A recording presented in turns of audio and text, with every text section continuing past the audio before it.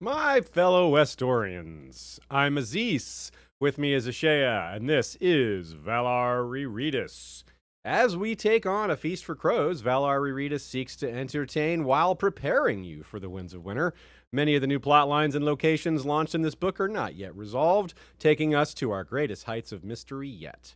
For the remainder of the Valar Rereadis journey, we'll be looking ahead as much, if not more, than we've been looking back. But the core message remains true. The best books are those that hold up to repeated rereading from George R. Martin himself. Oh, yeah. If you're watching live, feel free to ask questions or submit comments. You can also do so in advance of each episode or in between or really just any time, joining us on one of our social media platforms, Facebook, Flick, Discord, and Slack. We've had a pretty significant uptick in discussions on our groups. I think people have been really excited about A Feast for Crows for some of the reasons I just said and other reasons that I didn't. Make sure to check out the Isle of Faces podcast. This Scraps and Scrolls edition is Joe Buckley's show that covers the same chapters we're covering. So you get extra coverage. It's more than you can handle, or maybe not. Maybe you just still want more afterwards. And also checking out, or also make sure you check out Nina on Tumblr. That's Good Queen Allie, and her thoughts are all throughout every episode as well. You can also join us on Patreon. You can get benefits, extra episodes. We've got some bonus episodes that are only available to patrons. We've got access to scripts and occasional shout-outs, things like that. Go to patreon.com/historyofwesteros to learn more and to find the pledge level that fits you. Today, 4 chapters, as is usual for A Feast. There'll be a few times where it's different, but most of the time it's going to be 4. Starting off with Cersei 2, Qyburn gets a mountain, a.k.a. Smelly Corpse. What are they feeding you? Then we have Jaime 1, the one with 7 days of standing still, a.k.a. Last Memories of Rhaegar. Brienne 2, the one with a new squire and a new shield, a.k.a. Dusken-Tales. Woo! And finally, Sansa 1, making Marillion a murderer, a.k.a. gifting the gates. We went for the alliteration on that one. Now, of course, they're always important in A Song of Ice and Fire, but bloodlines and ancestry and so-called king's blood, those are particularly important concepts today. Jaime's chapter makes a lot of subtle but majorly important points through a very unlikely messenger in Yennefer Longwaters. Yennefer's ancestor Oakenfist is mentioned, and his own father, the sea snake, Lord Corlys Velaryon, concealed the fact that he was his father, i.e. hidden parentage. Though not in today's episode, we had hidden parentage via baby swaps in Sam's chapter quite prominently last week as well, as he said goodbye to King of the Hidden Parentage storylines, Jon Snow. King's blood is key all around there, of course.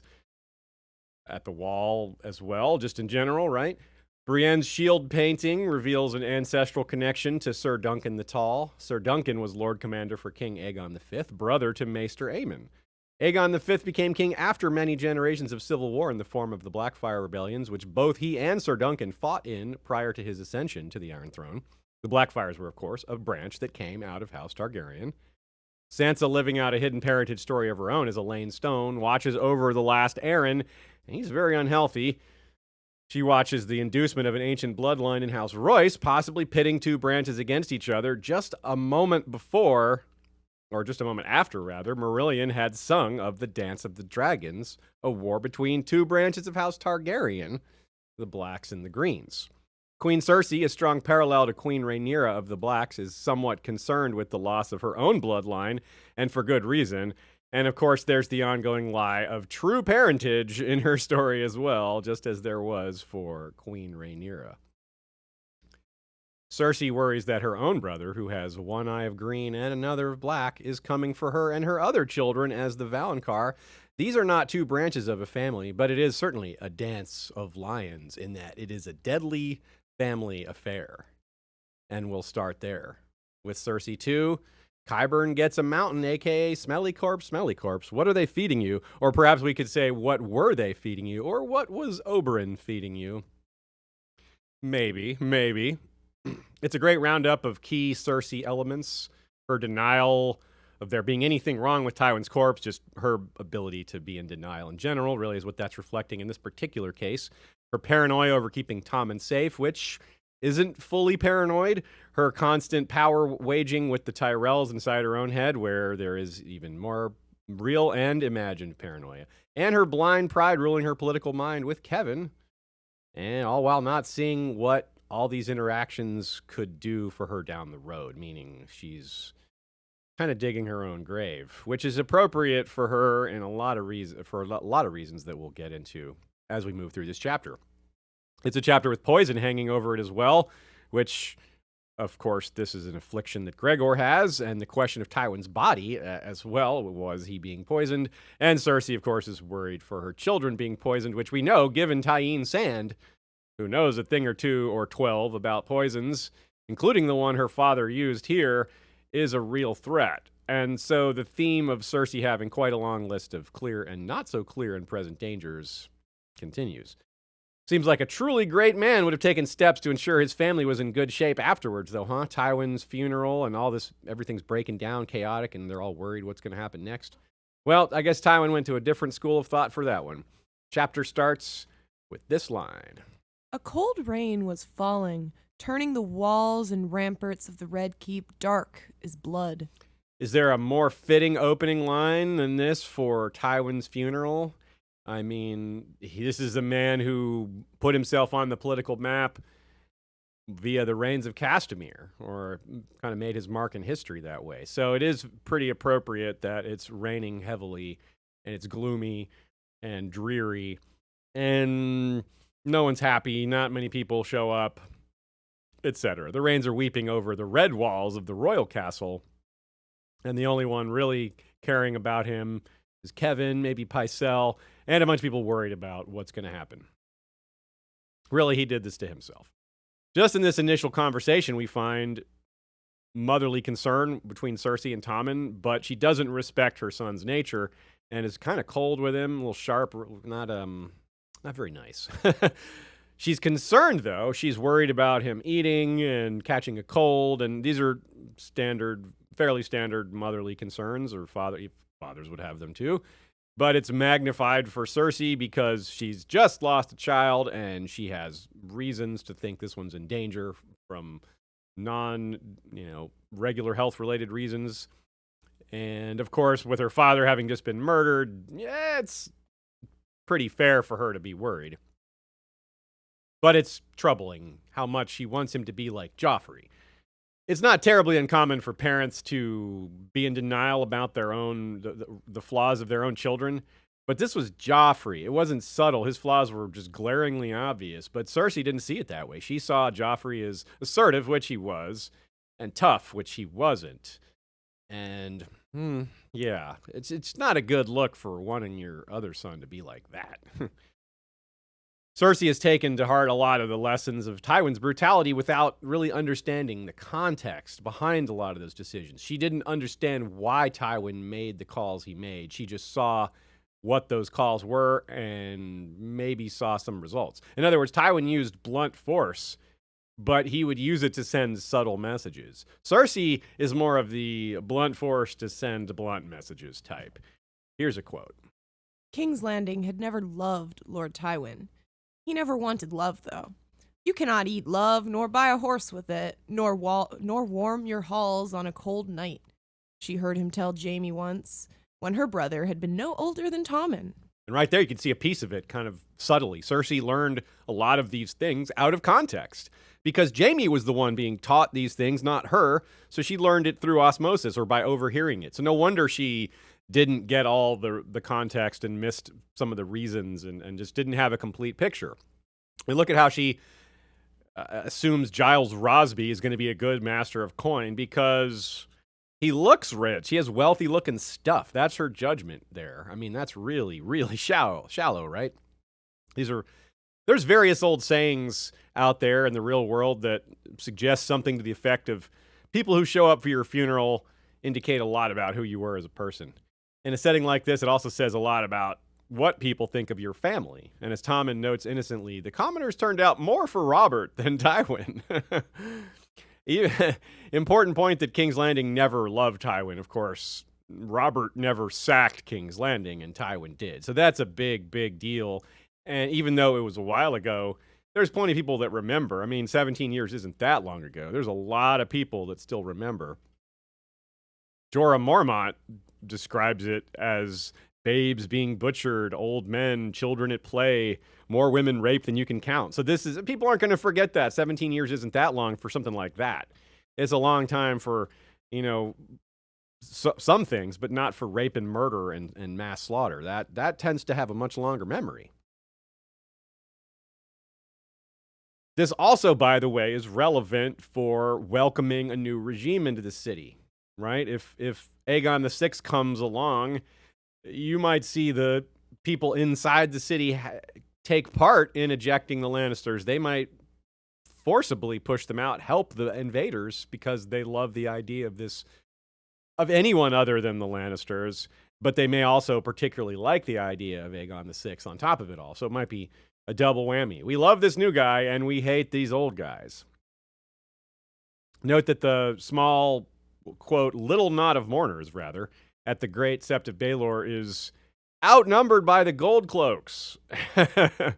It's a theme, probably, the nature of Tywin's no-love legacy. He kept his regime in place by having men under his command enforcing his will. Soldiers just like these. The Gold Cloaks were effectively his, given that someone ultra loyal to him was appointed their commander. But Adam Marbrand, as loyal as he was to Tywin, didn't love him. Fear and force. That's how it worked for him. So you could say maybe that what Cersei wants, what she's learned from this, her pushing aside love and rejecting the power of love, is that she wants superiority. That's what she wants. Power is superiority. Not love has nothing to do with it. Now, we know that's wrong. We've seen examples of how love gives enormous power. Ned Stark is a wonderful example of that. Look how people fight for his family. Look how hard people are fighting for his children. And that's love, right? Yes, it's true you can't eat love, but some people who love you will not let you starve to death. So Tywin kind of got around the question there. It wasn't a very honest answer. Or at least he doesn't tell the whole story. It's another thing that Cersei lacks context on. But I think in this case, Tywin was deliberately withholding context or didn't understand it himself. So you could say that a major thrust of this chapter, and something that we've talked about leading up to this since the moment Tywin came on screen, and probably before that, was just how destructive this legacy of love, of no love, of not loving, of not just rejecting love, but being anti-love. Tywin isn't just like, love isn't that helpful. He's like, it's useless. He's really over the top about it, I guess you could say. It's not just, we don't need that. He's aggressively against it. And that's not good. That's bad. Cersei hates wearing mourning garb, not because her father is dead, but because black's a bad color on her. She's really still wrapped up in appearances, which is what her father taught her to be. She got up early to prepare for this, getting dressed wise. Not because she couldn't sleep, because she was in grief, or because she wanted to pray on her own, or because of worry about her family, just because she needed to look right. Now, don't take me out of context here. Like, it takes a while to get ready especially for events like this, but it's still, none of these other things slowed Cersei down at all. It was only this thing. And she doesn't want people to like think she wore the same dress twice. And it's still, these things are, it's not like those things don't matter at all because people are going to judge her on those things. But the fact is that it's one of the only things that matters to her when there's so many other like normal human emotions that you would expect a person to have here, and they're just not there because Tywin, not literally beat them out of her, but, push them out of her, squeeze them out of her, whatever metaphor you want to use. Here's a great one-line summary of Cersei. This is Cersei in a nutshell right here. 1,000 years from now, when the Maester's right about this time, you shall be remembered only as Queen Cersei's sire. Can you imagine being at like your father's or mother's or grandfather's funeral and looking down at their body and thinking like something like that? Like, no one's going to remember you. They're going to remember me. Like, whoa, that is cold. So yeah, it really is her in a nutshell because it shows her arrogance, it shows her lack of love, and it shows the lack of love she got from this person that she's espousing this attitude towards. And it shows what matters to her. Being remembered, being superior, being seen as powerful.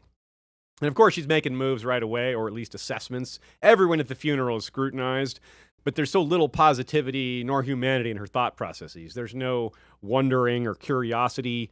There's no, unlike so many of these other POVs, Cersei is not interested in history or like I said it already, intellectual curiosity. She doesn't have that. And that's something that we appreciate in other POVs like Sam's and Brienne, even Brienne's, who's not like bookish. She still has these curiosities.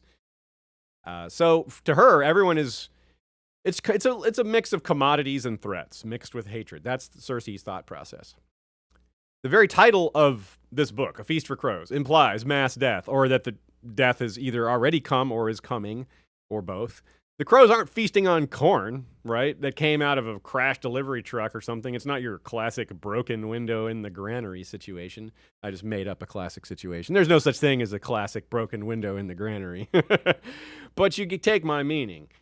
While other characters will witness a lot of death and horror, Cersei is going to be a little bit unique in that she's going to have by far the greatest share in inflicting it.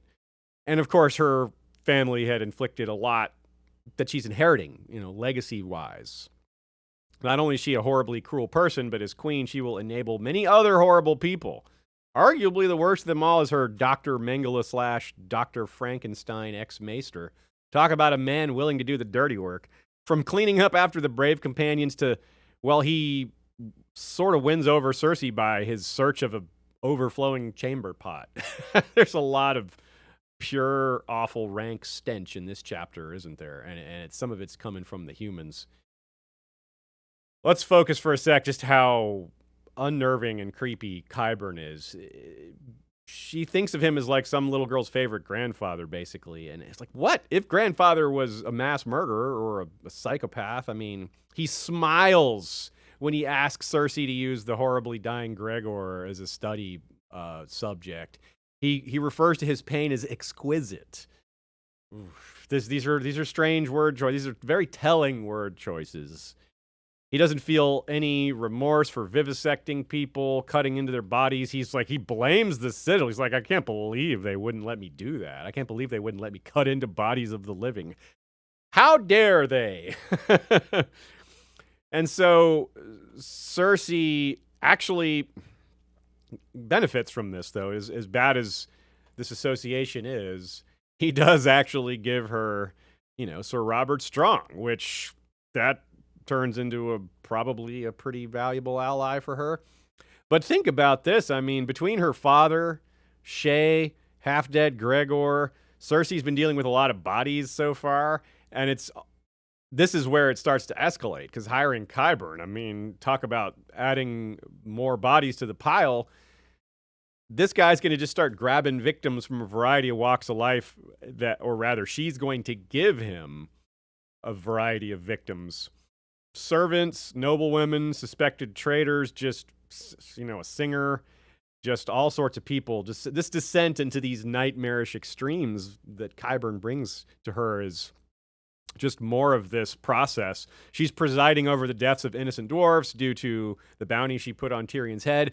When she goes to meet the new High Sparrow later in the book, she's going to find that they've just piled up the bones of the dead and skulls everywhere. I mean, that's a pretty big symbolism piece right there. Not to mention the prophecy hanging over her, that so prominently mentions the corpses of her children and then her. She very much has this corpse queen thing going here, or night's queen, shall we say, maybe. She's afraid of the darkness in her own castle, from which her brother emerged, and may emerge again, but she co-signs many others to that very same darkness she fears, where one of the worst monsters of the series has been given a home. And look at this quote describing her. With her fair skin, it made her look half a corpse herself. Is that foreshadowing? Is that discussing her death? Is that more of this Night's Queen, corpse queen symbolism? I don't know. I'm not going to lie, though, as awful as he is, I'm a fan of Qyburn and the Kyborg. I'll have a lot more to say about this abomination. Am I talking about Kyborg or Qyburn when I say this abomination? Both, we'll say. As both a character and a symbol of Cersei's reign, though, the Kyborg, actual Gregor Clegane reborn, this is such a wonderful and terrible symbol of Cersei's reign. A corpse queen needs a corpse guardian, after all. It's terrifying, but it's the fun kind of terrifying. Qyburn mentions magic was used on the venom, the manticore venom on that was used on Gregor.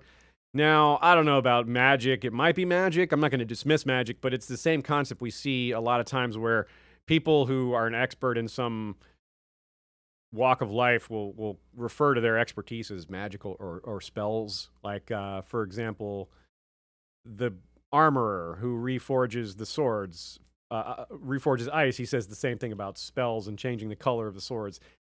I'm pretty sure there aren't any spells involved in that. He's just saying that. But I'm not going to dismiss the possibility that Oberyn knew some simple sorcery that he was able to apply to this magic. We may learn more through his daughter.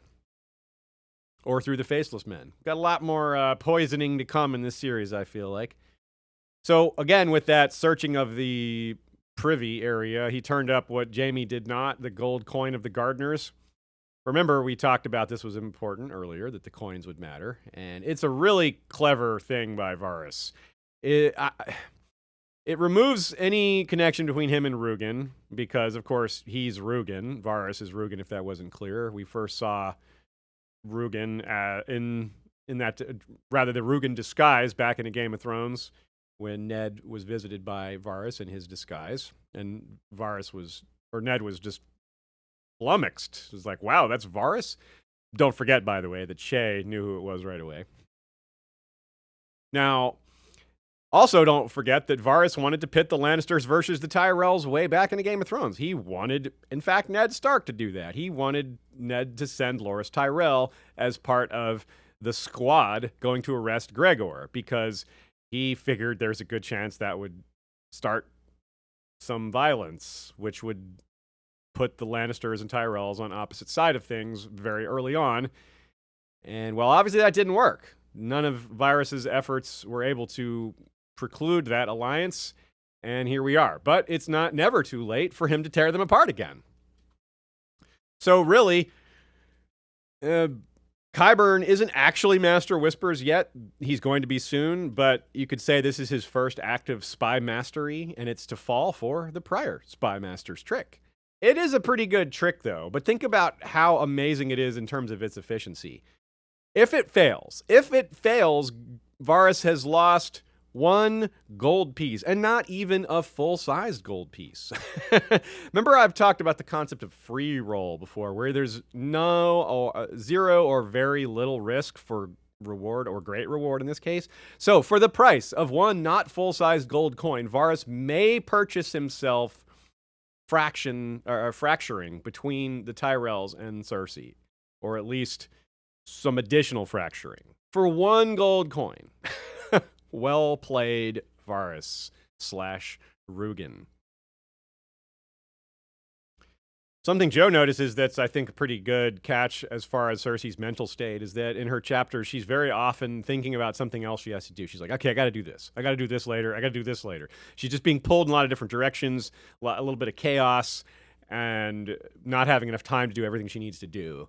And having to prioritize on the fly and that being difficult because she doesn't have all the information. So that's not good for your mental health. I think that's a pretty straightforward claim there that you don't have to be a doctor to understand that one or to make that claim. Ironically, Cersei starts to suspect this High Septon, the current High Septon, when she remembers he was raised up by Tyrion. And she's not going to be nearly so cautious about the incoming High Sparrow, which she's going to be somewhat responsible for. But what's too bad is this current one is actually would have been a better choice for her to just stick with, because he is a nice guy. He is fairly genuine, but Cersei's going to not leave well enough alone and end up having to deal with the High Sparrow rather than a nice, genial High Septon who she's paranoid about. As an aside, this guy carries a werewood staff, this High Septon, which is pretty cool. I don't have much to say about it other than it's yet another werewood item that we see pop up every once in a while. And you kind of wonder if it's any sort of conduit or anything like that, or just a staff. Also, though, this High Sparrow, or this High Septon, rather, this genial guy, he is, of course, if you don't recall, going to be murdered by one of Cersei's agents. And that, of course, won't go well for her. Won't go well for him, either. The body of Tywin itself, just as a symbol, it says a lot. It reflects how hollow, hypocritical, rotten he was. Now, his smile, too. Tywin was infamous for never smiling, yet in death, it's a grin, sort of a rictus, kind of pulled up that way. It's a joke. Like, he's laughing at the joke of his own life. Death has the last laugh on Tywin, mocking him and his pretensions of grandeur, as Nina writes. That's a good take. Tywin's first and greatest weapon, his intimidating green eyes, something that Cersei thinks about in this chapter, closed forever. And in Jaime's chapter, they're going to be like really, really gross, and like pools of liquid are going to form in them. It's so... And of course, the smell. We've mentioned stenches several times already. Let's focus on it this time. Yeah, focus on the stench, everyone. While Cersei is correct that no one would dare to mock Tywin to his face, they're still willing to do it. It's still happening.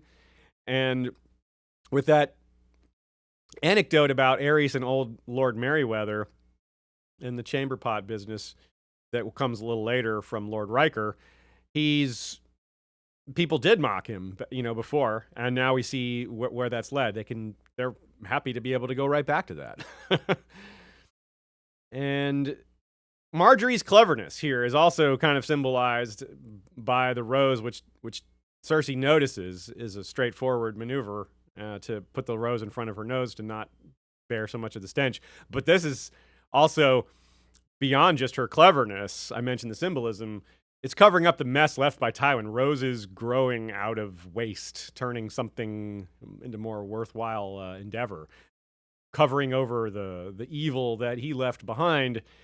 This is what's coming out of it. Well, so supposedly.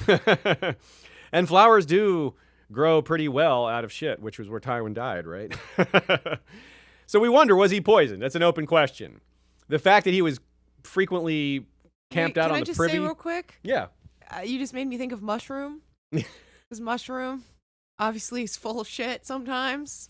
And mushrooms grow. And mushrooms grow from shit. Anyways. Right. And if Tyrion was really Tywin's son, and he grew out of that? Yeah, out of that shit too. Okay, now that's enough saying that word.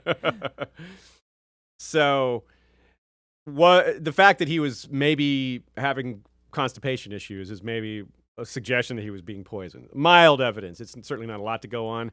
We know Oberyn mentioned your father may not live forever to Tyrion. And we know he had motivation to kill Tywin. We know he had the means to kill Tywin. So really, we're only lacking the actual proof that he did it, which we probably will never have. but not. I notice I say probably because there are still people who knew what he was up to, like his squire Damon Sand, who is now hanging out with Arianne. So there is potentially something to that, but we can't really get any closer than that. I think it's entirely possible. It would make a lot of sense, but don't dismiss what's happening to Tywin's body as also a big part of suggestive symbolism. It can be both. It can be poison and symbolism for his legacy, and for destiny and fate laughing at his attempts to be grand even in death. So again, it can be both, but we just can't know for sure right now if there was definitely some poison going on. I kind of lean towards yes, but maybe only barely because of the lack of distinct evidence. The closest Cersei gets to actual like self-reflection in this chapter, maybe in general, is that she admits to herself it was a mistake to knight and bed Lancel, but she doesn't think about how, smashing him into his wound was probably part of it as well, because his brush with death is a big part of what turned him so religious. That's a big part of his like born again attitude, is how he nearly died. And becoming born again-ish is why he made these confessions. And that's why she's worried he's going to talk about poisoning Robert maybe, or sleeping with her. So Lancel is the proverbial loose end. And as we know, it is going to bite her in the butt. And, well, it's pretty wonderful foreshadowing, as Joe points out, to have Robert and Lancel coming back around to matter so much to Cersei, so much after the fact.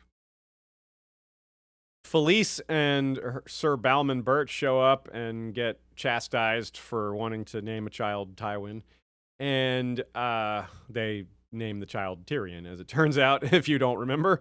And of course, these two are both going to be victims of the plotting of both Cersei and Bronn. Balman's going to be killed by Bronn, and Felice will be killed by, I believe, Qyburn. And woo, yeah. So another person that gets mixed up with Cersei and has the worst possible things happen as a result of making an ally of her, or trying to make an ally of her. Because Cersei doesn't have allies. She has subjects and enemies. This all leads to Mace Tyrell. Her, maybe you could say, as Joe writes, her first real political test as the ruler. And he's all graceful and offering help, doing the kind of things you expect the high nobility to do in public. Putting on a show. He seems to put the realm first, says the right kind of things. Now, maybe he was awkward bringing it up at this time, as Kevin points out later, that he should have waited. But still, Cersei plays this very badly by embarrassing him in front of people. This is not what Tywin would do. And it's a good example of her not learning the lessons of her father, or perhaps it's her trying to be better than her father and not really having an idea of how to do that. And she's just forgetting, in her pettiness and her paranoia, how important the Tyrells are. Without the Tyrells, they're in big trouble holding on to King's Landing. They might not be able to do it at all, even with the Tyrells. But if the Tyrells aren't on their side, there's no way they're going to hold on to power. There's just too much hate and too much weakness on their side. Note, too, that Marjorie is suggesting that Tommen go to Highgarden after they're married, and, well, he who controls the king controls the kingdom. It's presented so innocently, but Cersei, well, this one Cersei certainly isn't going to miss. This is one that she's right on, I think. She's not being paranoid, that they really are just trying to get control of Tommen. And yeah, we've known that for a while. It's one of the reasons they killed Joffrey, is that Tommen was easier to control. And it's also very similar to what they were trying to do with Sansa, to kind of if they get her to Highgarden, they have control over her and have her on lockdown. And it's going to be awful hard for anyone to come and force them to give her up inside their great, powerful castle with all their manpower and wealth. I mean, once she's, or he is there, there's no coming back unless they want it. The chapter closes with a dinner between Cersei and Kevin. Ironically, that's how the book's going to end out too. In Kevin's dance epilogue, he's going to have dinner with her again, and it's one of the last things he'll do. So Kevin, you see a big change in his personality, though. He's still, he's an interesting character, although we won't have him for much longer. Seeing his change coming out of Tywin's shadow is interesting. He's a lot more upfront with what he wants. He's not holding back his words like he probably was with Tywin, or maybe he was saying them behind closed doors. He's very blunt with Cersei, very confrontational. And to be fair, Cersei is just expecting too much from him. She's like, why don't you just do like you did for my father? He's like, well, because I loved him and I don't love you. He was my brother that I grew up admiring. And you, I don't like you at all, really, if we're being honest. And he still agrees to help, though, because that's what Tywin would want. And that's still something he cares about, doing what Tywin was wanted. But also he knows what's needed. Sort of like what Pycelle over the top says about Tywin always did what was needed. Of course, that's in Jaime's chapter, not this one. But still, it's the same event. He does it, while during Tywin's wake or whatever. Men who does what's needed. So he knows that, unlike Tywin, he's even more clear-sighted about some things than Tywin was. Tywin was in denial about his own children. We're back to that point again. But Kevin was not. He just allowed his brother to exist in that denial, perhaps because he didn't want to challenge him on him, because he didn't want to see his brother hurt by it, or he knew it would cause a rift. I don't know. But Kevin never doesn't seem to have forced that issue with his brother. But he's forcing it now. He's calling Cersei out. He mentions all these different things. He reveals he knows her secrets. He's not shy about standing his ground, etc. And he also probably is disgusted by what he sees coming. He appreciated and loved what Tywin did in terms of growing the family and growing the regime. We, of course, have criticized a lot of that. But again, we're putting ourselves in Kevin's point of view here. This isn't our opinion. This is his. So he is probably very worried that Cersei's going to just destroy everything Tywin built by incompetence and paranoia and ruling through fear and greed. And he's not wrong, is he? Even Tywin tried to remove Cersei from power. He tried to send her back to the Rock, and Kevin's like, well, I'm going to try to do that too, because Tywin was right. Tywin wasn't in full denial about his children. He has a lot more denial about certain aspects, like their relationship and about Jaime leaving the Kingsguard, but he wasn't in denial about Cersei being a poor ruler. I like how Kevin, just like Tywin, just like Cersei, just like Jaime, just like Tyrion, they all are really good with the witty comebacks, the sarcastic, biting comments. And here's a quote. "The king is my son." Cersei rose to her feet. "I," her uncle said, "and from what I saw of Joffrey, you are as unfit a mother as you are a ruler." She threw the contents of her wine cup full in his face. Sir Kevin rose with a ponderous dignity. I mean, Kevin would never have done this with Tywin alive, right? This is something that's only happening because of this massive change at the top. It's also a parallel, by the way, to Varys and Jaime. In Jaime's chapter, which again, Jaime and Cersei's chapters are next to each other, all but one, in Jaime's case. And in that moment, we have a last drop of wine trembled wet and red between his chin and finally fell. And in this chapter, we have a very similar. The last line of the chapter is the wine running down Kevin's chin and dropping off right at the last second. And it's supposed to be symbolic of their coming death, a drop of red right at his neck. Now, I don't know about Varys dying soon, but we know Kevin does. Still, Varys is probably going to not survive the series. Now, of course, another reason Kevin is so upset is probably some of this information he's learned recently. The stuff about Lancel, for example. Lancel's confessions. Lancel admitting that he slept with Cersei. That's probably new for Kevin, and Tywin never knew about that. So this is fresh anger towards Cersei from Kevin, extremely justified. She's his elder. She really took advantage of Lancel. We don't really need to rehash it. We talked about it a lot at the time, but it was extremely wrong what Cersei did. Lancel is, was too young to be have enough agency there. Cersei was the powerful, older person in this scenario. So yeah, that was just wrong. And if I'm Kevin, I'm super mad that Cersei did that to my son. And her thoughts turn turn paranoid. Parallel. She starts to think, when Kevin talks to her like this, she's like, I bet he's working with the Tyrells. How much are they paying him? I mean, that's ridiculous, right? Except that she's not wrong. She's only part wrong. She's wrong to think he's motivated by greed or that he would be bought off by the Tyrells. But she's not wrong to think that he'd work with them behind her back. He does work with them behind her back. It's just not, oh, we're out to get Cersei and murder her. It's that they're trying to stop her from ruining everything. And let's not forget, he is the one that consents to her punishment via the Walk of Shame, something else that Tywin would certainly not have agreed to, and something that Kevin will wonder about himself in his own chapter. I hope Tywin would have understood that. Like, he would not have. So apparently Kevin has a little bit of denial about his brother too. But we'll get to that when we get to that chapter, which of course is the last chapter in regular Valar Rereadis. So we got a ways before that comes. Even when Tommen innocently mentions the idea of the gods weeping for Tywin, Cersei is annoyed, more concerned over his, fur mantle, his sable mantle getting wet than showing, sadness or being emoting at all. So,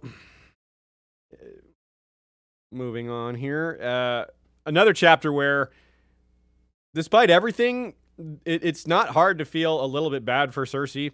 A lot of people point out that, Cersei is a victim in a lot of ways when she was younger. She has a lot of trauma. She had domestic violence. She has a prophecy of doom, which, most people can't comprehend that, but it's very, very real.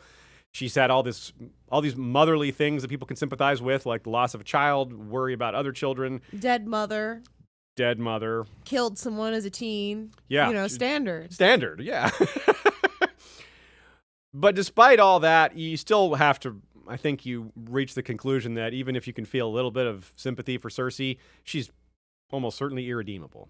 There's nothing we can really do with that. You can say, yeah, you hope that Cersei's a lesson for how not to raise a child, how not to be as an adult. But there's no fixing her, I don't think. I think the only way to deal with her is to remove her from power entirely and remove her from the ability to harm other people, which might mean prison or death. Some comments from y'all. A Desert Stormborn Charlie 11 wonders what was Joffrey doing to little Tommen that made him go away inside. Yeah, what is that? We're going to explore that a little more in the next chapter, actually, because Jaime is the one who goes to talk to Tommen about that. So very good question, but it's important to look at these things from both ends, because that's part of George's purpose by putting Jaime and Cersei's chapters next to each other, is to look at these things from two angles. So this is going to be something we do a lot with Jaime and Cersei, is raise a question in one of their chapters and sort of resolve it in the other, depending on what order they come in. Today's Cersei chapter is first, Jaime's second, but it won't always be like that. Jonathan Hagee is surprised there were no paid mourners. Oh, I never thought about that. That's very interesting. Yeah, it seems like they could have easily padded the crowd by giving some money out. Yeah, I wonder if they just didn't think of that. It would have been a good idea, though. Yeah, I liked I was mentioning in the chat, I thought if Tywin were in the situation, he would have thought of it, I think. Yeah. About appearances. Question from Kolnitsky. What head is on Gregor's body? I'm pretty sure it's one of the dwarf heads, but it might just be his own head, and the dwarf head was sent to Dorne as to look like Gregor's head. That's kind of what I've always thought. Which, a little from column A, a little from column B, it doesn't really matter. But, because why bother switching them? But, except that you want to make sure they actually get Gregor's head. What's the point of fooling them? Yeah. How can they really tell it's actually Gregor's head? But yeah. So I kind of lean towards the head switch because it would be easier for Qyburn just to leave the original head on the body. As much as I don't understand necromancy, it seems like that adds an extra step to it that's unnecessary. If he's got a way to fool them, then he would take that one. I mean, how can they tell? It's a skull. But if you recall, when they see the skull, there's a little bit of doubt. They're like, is this really his head? And they don't know. And that's the point. They can't know. It's not like they can do forensic studies on it. All they can do is look at the fact that someone who looks an awful lot like Gregor is still walking around and go, well, he has to still have his own head. They're not going to assume, well, maybe that's just a different head. Why would they even go there with their thought process? They're going to see Gregor walking around and going, okay, clearly he has his own head still. It's like, yeah, I wonder, oh, maybe he switched out some body parts. Is that his arm also? Like, what other body parts have been swapped out? Nina adds a comment here. It's sort of funny considering Cersei's parallels to Black Rhaenyra, who Rhaenyra is, of course, on the blacks rather than the greens.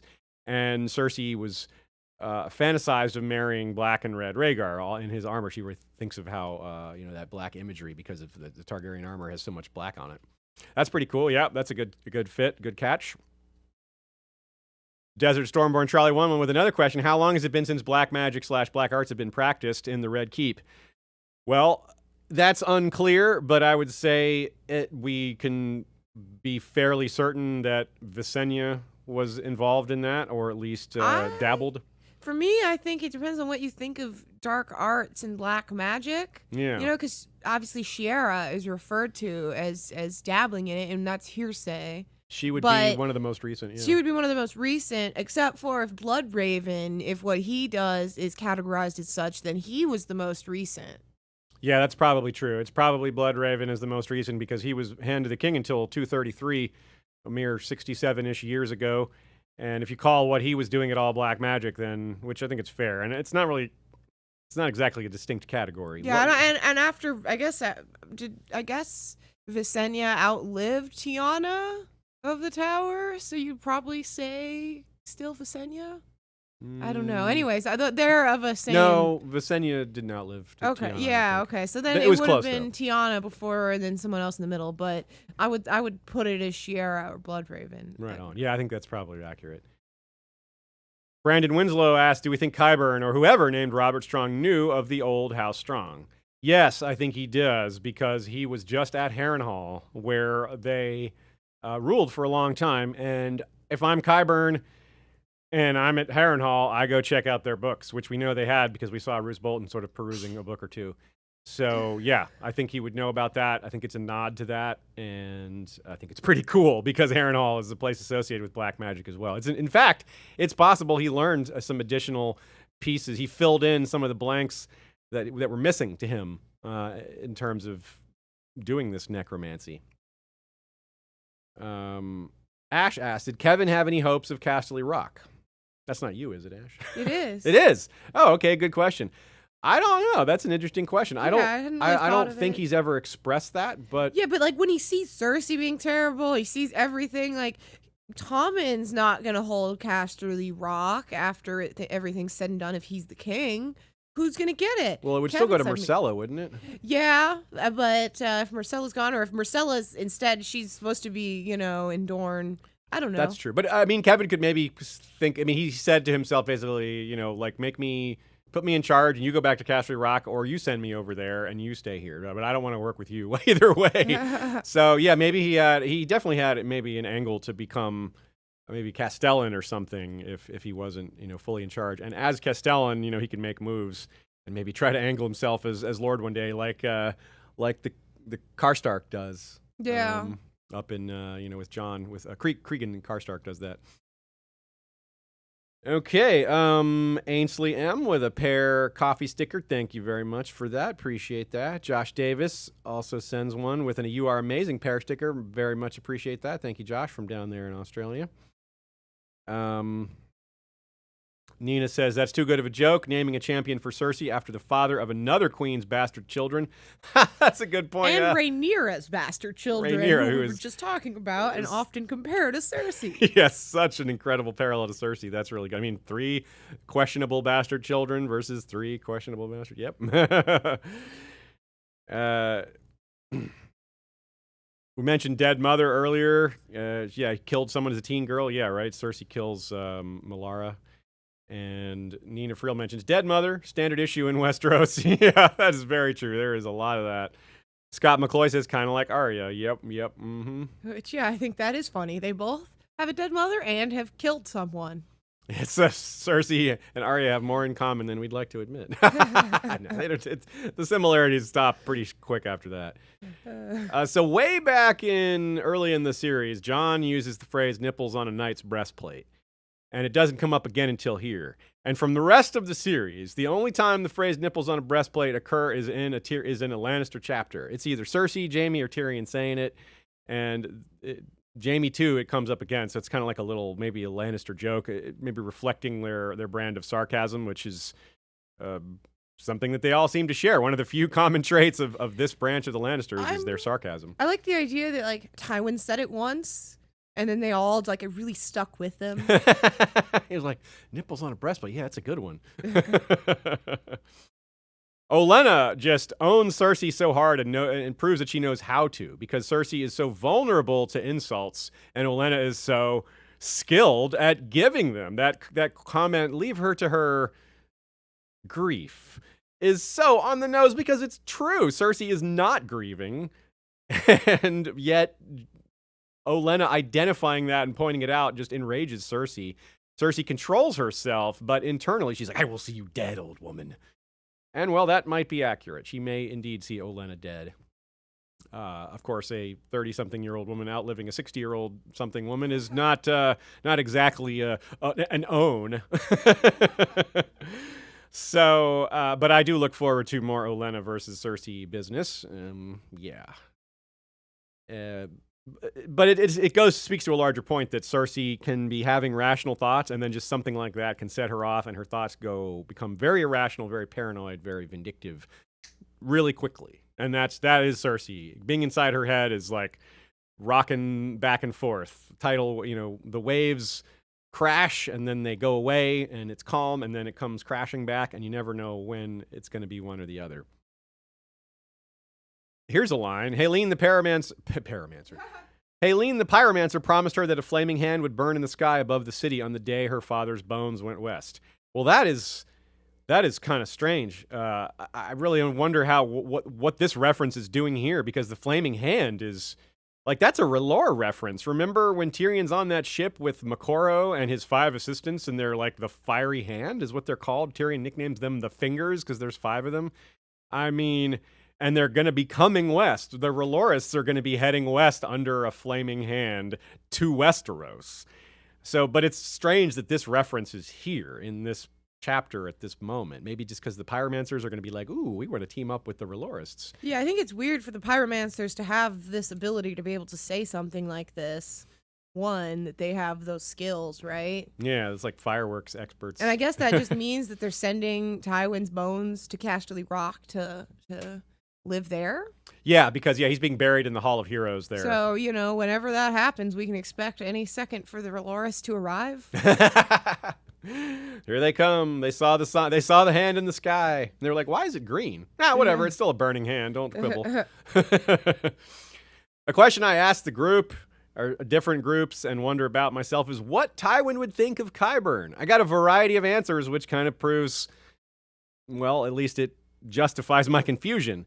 For example, a couple of reasons Tywin might be okay with him is that, well, he saved Jaime by, attending to his stump. Tywin is a means justify the ends type of guy. And if he saw Qyburn as useful, he might, make use of him. He's used other awful people like Gregor before. Everybody knows Gregor is awful, but he continued to employ him and use him to do really, really, really awful things. So Tywin's not above that. On the other hand, Tywin does pay homage, that's not the best phrase to use. He does care about appearances in terms of keeping up traditions, in terms of what people think of him. He doesn't like to be seen as a tradition breaker, even though he does it all the time. And taking on someone who was kicked out of the Citadel is not a great look. So that's something that might cause Tywin to be like, nah, not this guy. Tywin also liked Pycelle's lick-spittlishness, whereas Cersei, for some reason, is turned off by it, even though he's right there to be an ally for her. But she spurns that because, that's just what she does. So again, of course, we're on. We have this vibe of Tywin coming into the city with this incredible armor that is described here. I'm not going to bother quoting it. We've described it before. We first saw it at the Green Fork battle when even Tyrion is impressed by it. Like, man, my dad's armor is something else. And it's that same armor here. And that's part of the vibe, entering the city and leaving it in the same manner. Lord Giles, real quick note on Lord Giles. His red silk handkerchief that he keeps coughing into is a nod to Tywin covering the bodies of the dead Lannister, or the dead Targaryen children, Rhaenys and Aegon, with red silk cloaks so that the blood didn't show.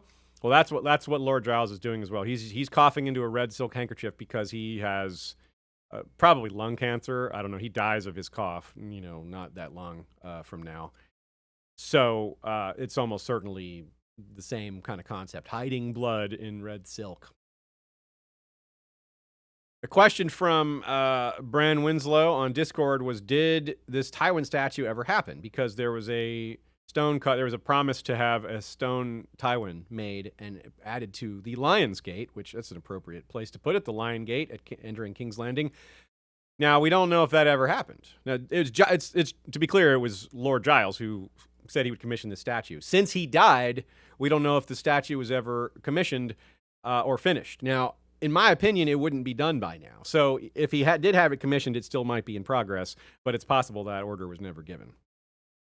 We don't know. Maybe we'll see that statue appear one day, but that's the kind of obscure... pulled down. Yeah, it could be pulled down. Yeah, very fitting. That would be interesting. That would be very interesting. Pulling down the Tywin statue. Okay, and of course, we're going to have another prominent statue in this next one, which we're ready to move on to. Jaime 1, the one with 7 days of standing still, a.k.a. Last Memories of Rhaegar. Worth repeating that 6 of Jaime's 7 chapters are next to a Cersei chapter, and the one that isn't is next to a Brienne chapter. So can I ask you a question? Yeah. Do you remember how surprised you were to get Jaime? To get Jaime as a POV here? Back in Storm? Yeah. Yeah, I was very surprised. Because very surprised. I was like, wow, Jaime. Because it came up last when we got Cersei 1. How surprised you were to get Cersei. Right, yeah, so it's kind of a parallel question. Yeah, good point. I was really surprised because he, as we noted at the time, he wasn't that big of a character at the time. Like, he became a huge character, but he was more of it was really just the end of A Clash of Kings when Catelyn had her conversation with him and set him free. That's when he really started to become fleshed out. So it was really turn the dial up to 10 on Jaime, where we got a little bit of fleshing out, and then all of a sudden, boom, we have his POV really early in the book, and a lot of chapters from him. Yeah, I think I was more surprised by Cersei. Okay. But pretty surprised by Jaime, too. Mm. Although, in retrospect, Cersei is less surprising, because being the POV in King's Landing that's a recurring pattern, and we needed to have someone there, and may as well be Cersei. But at the time, yeah, I think Cersei was more surprising. So like Brienne's chapters, there's a lot of history in this Jaime chapter, and that's not the case with Cersei chapters, because she's just not very interested in history, though it could certainly help her out when, say, she, rearms the faith militant. That would be good for her to have. She might not have made that decision if she knew better, but Jaime and Cersei have other things in common. Despite their relationship deteriorating more every day, he's already split with Tyrion, but has something in common with him there, which is guilt. Both Tyrion and Jaime are filled with guilt after the death of Tywin, and the prominent memories and sensations he has in this chapter lead him to similar memories and sensations, meaning he thinks about the stench of his father's body, and it reminds him of the stench of his hand when he first lost it and they made him wear it. One vigil reminds him of his knighting, which he stood a vigil then. So that's another reminder. And that reminds him of Aerys, and Aerys reminds him of Rhaegar, and Arthur Dayne, of course, comes up throughout all this because that's the man who knighted him, and he remembers what Arthur said to him during his knighting. And, I mean, let's be honest, he's just standing there having a vigil and slowly getting tired and weary, and what else is he going to do but think and have his mind wander to a variety of places? It's very fitting. And here's how it starts. Sir Jaime Lannister, all in white, stood beside his father's bier, 5 fingers curled about the hilt of a golden greatsword. His Why father's is he protecting the beer? Yeah. We were both. What does Tywin need funeral beer? He wants to get drunk in the afterlife. Duh. So Jaime's not standing this 7-day vigil because he loved his father. To me, it's more a mix of feeling responsible/guilty and his newfound, or renewed interest, rather, in being a man of honor, a knight, especially one of the Kingsguard, especially the Lord Commander. This is the kind of thing such a man would do, stand vigil for their father, for the hand of the king. And Nina writes, this chapter is where Jaime's mantra for A Feast for Crows starts. Much is made of Cersei's paranoia in A Feast for Crows, but Jaime's thoughts on Tyrion's words to him about Cersei haunt him almost as much as the Valonqar prophecy haunts Cersei. He is desperate to believe that Tyrion lied to him, but he just can't force himself to think that way. He suspects that Tyrion wasn't lying, and this idea that Cersei hasn't been faithful to him just really, really gets to him. It's such a big deal. It's really kind of amazing how much her infidelity matters to him, more so than so many other major things, like his father's death, like Joffrey's death, like all these other things. He's still rocking the boat a bit, despite putting up appearances and behaving like an honorable knight, like a Lord Commander, because his version of honor includes resentment towards the aspects of knighthood that caused his oaths to conflict in the first place. The personal and political conflict in him is represented well by Cersei's annoyance in his choice of dress. She doesn't like his combination of large golden greatsword and Kingsguard white. She wants him to look more like a Lannister, like Tywin did. Interesting that he's choosing a greatsword, which is a sword that requires 2 hands to wield. Yet still, it gives him comfort to be holding a sword.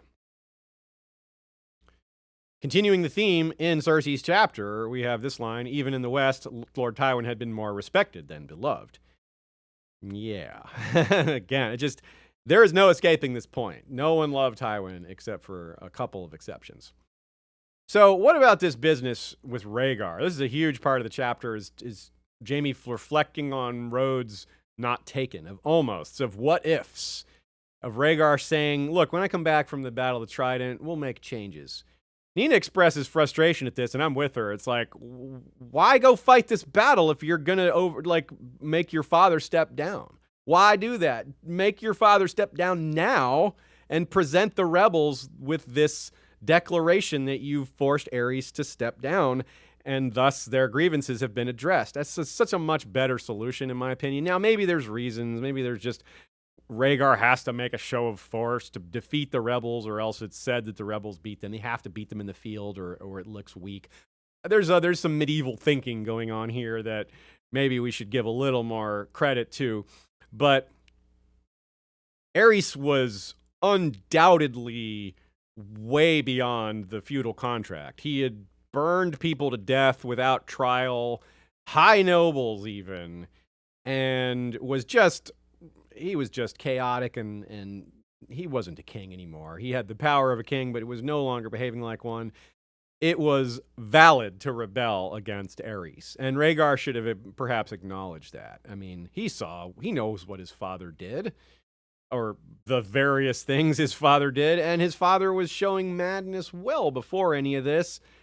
So, yeah, Rhaegar was just, I don't know, distracted by prophecies and Lyanna, I don't know.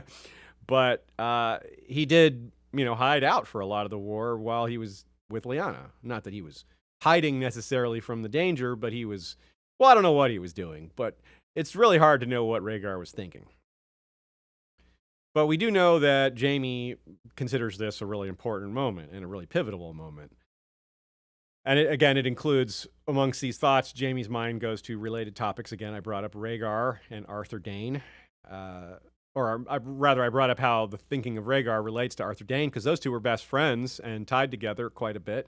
I wonder what Jaime was thinking when Rhaegar rode off to war without Arthur Dayne with him. He probably thought that was odd, and maybe wondered about it, but those thoughts aren't included here. But nevertheless, surely they happened. You don't just forget about Arthur Dayne, especially when you're Jaime Lannister and that man was literally your idol. So I assume George has his reasons for holding back on that for now. I think we're not done with Jaime thinking about Arthur Dayne. I think that's going to happen again. Might be a little bit like Ned, who doesn't want to think everything he possibly could about Arthur Dayne for story reasons. That's another person who probably could have told us a lot more about Arthur Dayne that hasn't. But let's be honest, Jaime knew Arthur better than Ned did by a long shot. Never forget, too, that Rhaegar knighted the Mountain, the man who slew his wife and son, or according to Varys, his imposter son, but that's a whole nother story. So Rhaegar's discussions at council, let's come back to that. If they had happened, this would have been monumental, and it may be foreshadowing for what we have coming at the end of the series. If we get some sort of, he calls it a council, but it might have been a great council. Maybe it would have been a kind of a, more of a straightforward great council, because Rhaegar clearly would have been the man to elect, right? They're not going to elect young Viserys, and who else was there? There's no other Targaryens. Daenerys was literally not born yet by the time Rhaegar rode off to fight at the Trident. So she's certainly not an option. And if baby Viserys isn't an option, then even more baby Daenerys is not. So really, it would have been kind of a foregone conclusion that Rhaegar would have, quote unquote, won the Great Council. But it still could have been really interesting to see how it broken down. And the concept of it sets up, again, the possibility for such at the end of the books. Joe points out how rare it is we get a clear memory of Rhaegar. Cersei's going to think of his face, but she didn't know him very well. The closest we have is Dany at the House of the Undying. Gets kind of a clear image of him, but it fades quickly, and she's not quite sure what she's seeing. The reader understands more about that scene than Dany does by a long shot. You wonder, too, if Jaime ever just offhand heard Rhaegar mention something about prophecy or the supernatural.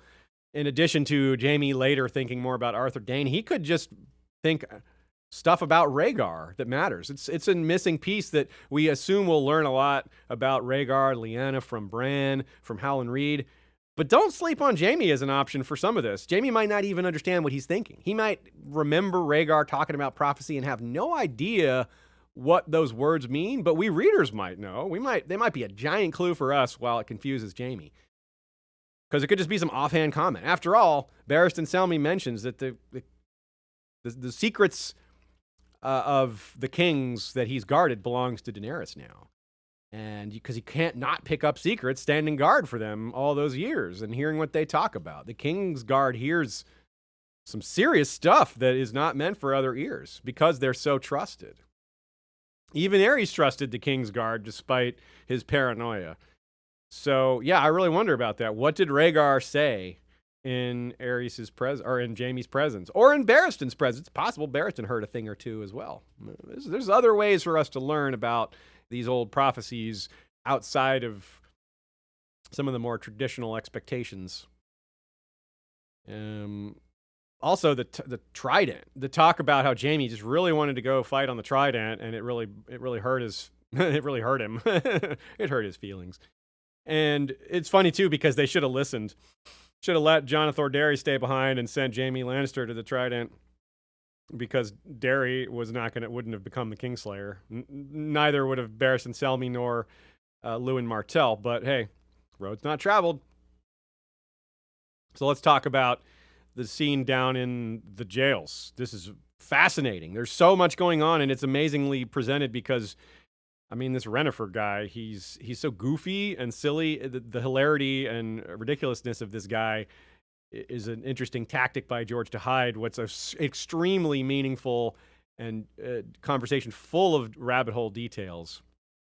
So is Varys the key, Joe Buckley asked, to discovering why Jaqen was in the Black Cells in the first place, along with Biter and Rorge? We actually do know why Biter and Rorge were in the Black Cells, running an underground animal fighting ring, which was quite illegal. And I don't understand exactly why that is Black Cell material and not just regular cells, but that is what George has said off page. That's from an interview, not like written in any of the books anywhere.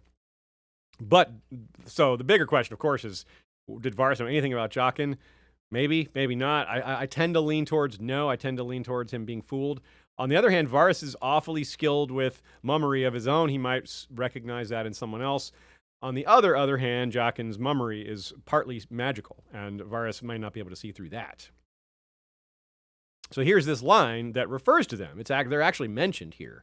Quote, "There were 3 others, common men, but Lord Stark gave them to the Night's Watch.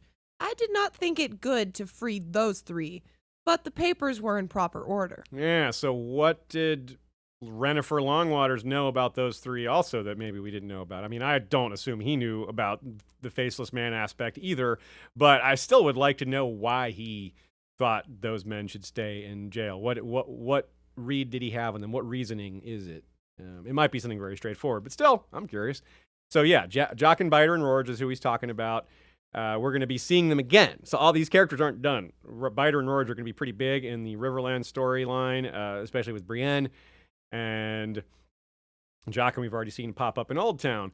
Now, who signed the papers for those release? That's he says the papers were in proper order. Was it just Lord Stark or was it Rugen? Not sure. Another line, the crown pays wages for 20 turnkeys, my lord, a full score, but during my time we have never had more than 12. This is long been cited as evidence for Littlefinger's embezzling of crown funds. Where are those wages going if they're... Longwaters is suggesting that no one's being paid that money.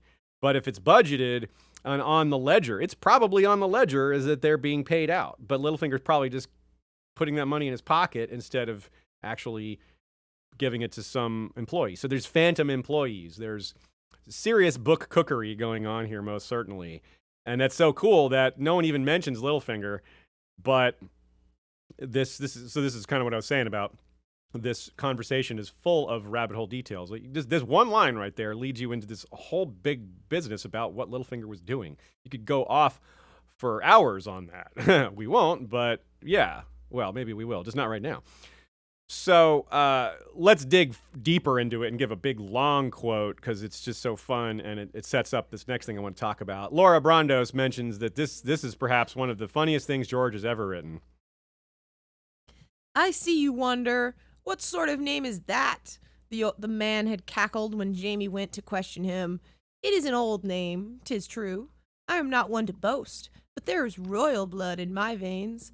I am descended from a princess. My father told me the tale when I was a tad of a lad.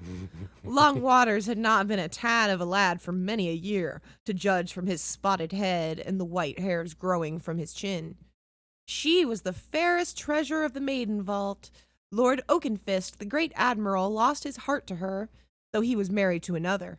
She gave their son the bastard name of Waters, in honor of his father, and he grew to be a great knight, as did his own son, who put the long before the waters, so men might know that he was not basely born himself. So I have a little dragon in me. Yes, I almost mistook you for Aegon the Conqueror. Jaime had answered. So one thing I find extra funny here is that this dude is making a really big deal about his royal blood, his Targaryen royal blood, to be clear, to the Kingslayer of all people, literally the man who killed the last Targaryen king.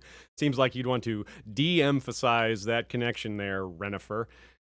But in addition to the hilarity of this conversation, there's a tad of a tale to go with the history he speaks to. And in the same way, this guy isn't a tad of a lad. He's quite large. I mean the same. There's a lot of history here, not actually a tad. And as usual, in that history lies some familiar and foreshadowy elements, so it truly is an amazing conversation, despite the very silly man doing most of the talking. Consider, if you will, that the name of this royal son, this royal bastard son that he descends from, is not just Waters, but John Waters. Hello, Jon Snow reflecting in the waters, you could say. John Waters had a twin sister named Jane Waters, but we don't know anything about her except that she's a good first example of the concept of a lost branch containing king's blood, and there's an awful lot of that suggested here.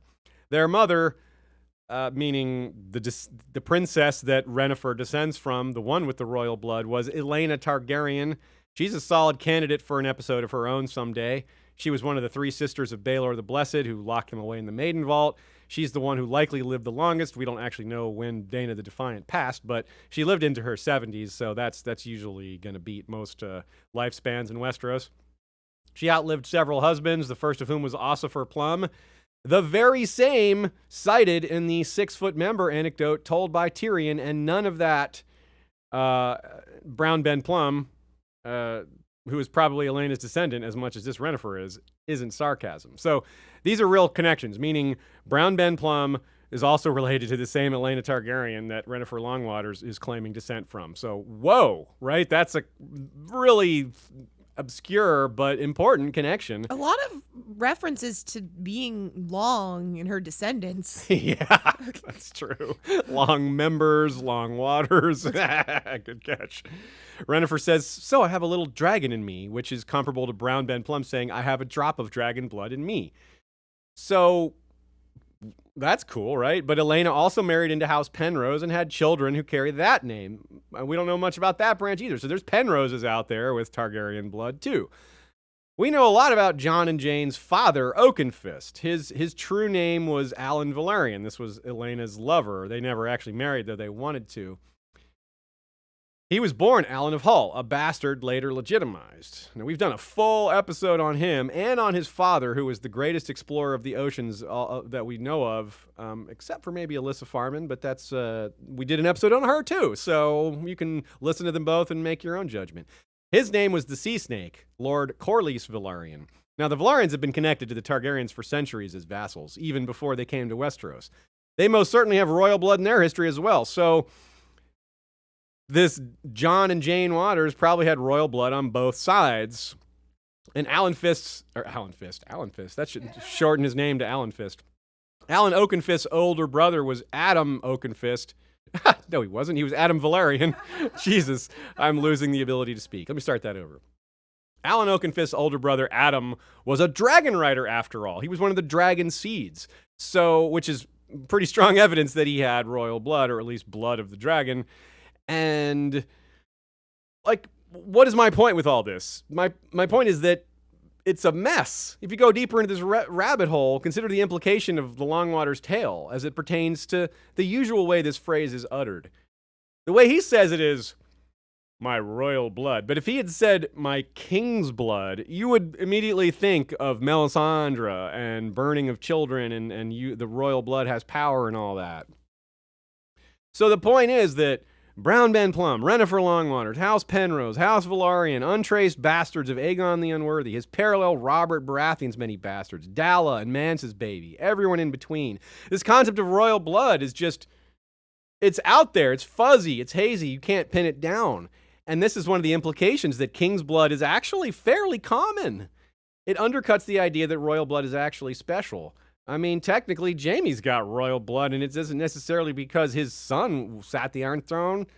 You could say that's the case, but also the Lannisters were kings back in the day of their own right. So, like, is there an expiration date on king's blood? How does that work? Is Sansa royal-blooded because of Robb, or because of ancient Stark heritage, or because of both? You could do this with almost any main character. Now, don't get too far off the pathway here, though, because what matters is what people believe, as well as how the magic really works. That matters too, but how people believe it works matters the most. Because Melisandre, if she believes royal blood has power and she's going to act on that, those people are going to be burned just the same, whether or not the magic is real behind it. That sorcerer who cut Varys, maybe he did it because of Varys has blood ties to a family like House Blackfyre. That's a theory that's been around for some time. So one of the points here is that you just can't nail this down. It sort of undercuts the whole idea that royal blood matters, or it implies that it's super common and this could be done a variety of ways. It's actually easy to find royal blood. So there's a lot of ways to interpret it, but the point is pretty clear that it's out there. There's lots of it, and you couldn't possibly trace it all.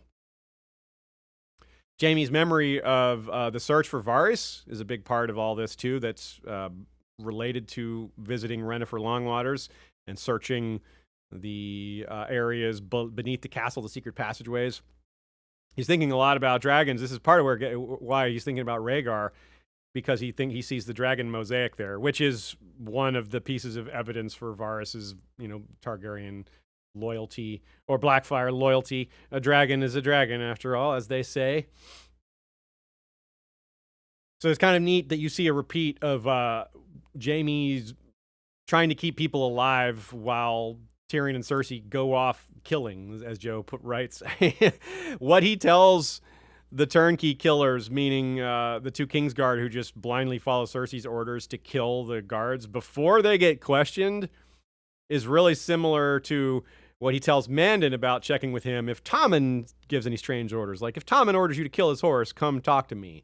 And that's pretty much exactly what Tyrion said to them, too. Is like, if Joffrey orders you to do this, come talk to me first, or talk to his mother. Don't let him ruin himself. Protect the king from the king. There's what we brought up near the end of the Cersei chapter was this very dark hint from Tommen that Joffrey was abusing him, or at least something that maybe borders on abuse, if not outright abuse. The idea that Joffrey, or that Tommen, was going away inside his mind as Jaime pulls him aside to talk about. And yeah, we don't get a full story on that, and it's kind of uncomfortable to think about. You don't want to compare it to, say, Euron and Aeron, but it might be vaguely like that, or it might be a bit of a parallel to that. But Cersei comes over and she's more concerned with Tommen mispronouncing Joffrey's name than the fact that he's expressing and trying to share his trauma, which was certainly a difficult thing to do, especially at his age. So Cersei, outside of her own POV, can seem even harsher than she does within her head, which is hard to do because, man, she seems rough when we're inside her thoughts. So, again, just real quickly to mention Tywin's corpse, because it's a big part of this chapter as well. The progression and symbolism itself continues because Jaime is standing in front of it for so long. I'm not going to quote it because it's just so gross, but he gets to see it happen over the course of this long vigil, and blah, it is so bad, right? But there's more to it as well. It's such a fitting image that Baelor the Blessed statue gets shat on by some birds, by a crow, really, which is meaningful that it's a crow, I think, that on Tywin's funeral day, he's so much the opposite of Baelor. They made Baelor's steps a mockery by executing Ned there, and just Tywin's general means of murder and treachery and breaking traditional and cultural norms left and right just for small benefit is so well symbolized by a crow. I will say, feast for crows hanging out. We'll say they're very polar opposites, Baelor the Blessed and Tywin, in a lot of ways, but also yes. Screw Baelor the Blessed. Yeah, he wasn't great. Yeah. But he was better than Tywin. Yeah. In a lot of ways. Maybe not in all ways, but in so many ways. Certainly far less violent. Despite all the various stenches and Jaime's guilt, he continues to think about Cersei cheating on him. All throughout everything. The horror of Tywin's corpse, rethinking these terrible memories associated with his father, with Rhaegar, with Gregor, with all these other memories that he's associating together in his state of mind, which is heavily influenced by his lack of sleep. He's still, more so than just about anything else, is concerned with her infidelity. And despite this, though, he gives her some good advice. He gives her good advice at the end of the chapter, and he really would make a good hand for her, even though, despite what Kevin and Cersei argue about, I think he would be pretty good at it. And Brandon Winslow notices this perverse compliment she gives him in response. It's the last line of the chapter. For a moment, you sounded quite like father. She means that like as a good thing, which is unsettling because Jaime doesn't want to be like father, at least not in most ways. And they both, we noticed how they both realized they didn't love him, how they're not missing him for his presence in terms of love, but missing maybe him in terms of his protection. But still, Jaime probably didn't like hearing that. But we don't see his reaction to it because it's the last line of the chapter. We also see Loras Tyrell and Balon Swan being decent again, offering to help Jaime with his vigil. But Cersei would be so furious if Loras Tyrell was standing vigil over Tywin. So yeah, that's not a good idea. Little Stoneheart vibes here when Cersei comes in dripping wet with her hooded cloak and the hour of the wolf. His sister lowered her hood and made a face. The drowned wolf, perhaps. Yeah. Pycelle makes a small but important quote, or note rather, about the Grey Plague outbreak in Old Town in the 220s, which maybe we'll learn more about that through Sam. but it's relevant. Grayscale. Grayscale is coming to Westeros, and it may be particularly big at Old Town. After all, port cities are always hit the hardest by plagues. Now, how that's going to interact with Euron coming there, who knows? In fact, if Euron comes and levels the place or does severe damage, that might make it more susceptible to a disease outbreak with, people not having, just chaos and destruction is not going to help with managing a disease. I don't really need to explain why. Here's a really funny note from our Flick commenter, Lefessa. The quote is, Pycelle's beard had been magnificent, white as snow and soft as lamb's wool, a luxuriant growth that covered cheeks and chin and flowed down almost to his belt. Wait, what? How did he know it's as soft as lamb's wool? That was her comment, and that just made me bust out laughing. Yeah, how did Jaime know how soft Pycelle's beard is? Made me laugh too, but I have I'm sorry. I weirdly have a theory. Yeah, I like your theory. Go for it. Just that Jaime was very young. He was like a child, and he interacted with Pycelle. There's a lot of theories about Pycelle and his connection to the Lannisters. And Pycelle's a maester, and he would read to Jaime, or I don't know, something. They were presented at court when they were a little while after they were born, if I recall correctly. Tywin and Joanna brought them to court when they were, I think, 5 or 6 years old. So yeah, he really remembers it apparently, but yeah, that's my big theory. It does. That's the only theory that I've been able to imagine that makes any sense, because he's not going to have touched it as an adult, most likely. Unless he was cutting off the beard, which Jaime didn't do. Yeah, we know that was Shagga. Yeah, Shagga. Like later, we get a POV. He's like, and that Pycelle's beard, it was so soft. Never have I felt something so soft. He cut it off and he made himself a little pelt. Yeah, he kept it. Shagga kept it. We're gonna see Shagga later with Pycelle's beard. Stefan B with an insightful question. Did Aerys know that Varys was Rugen? I tend to think no. Aerys was not big on traditional torture. He was big on burning people, which would be done up and would not be done down in the black cells. That would be done up.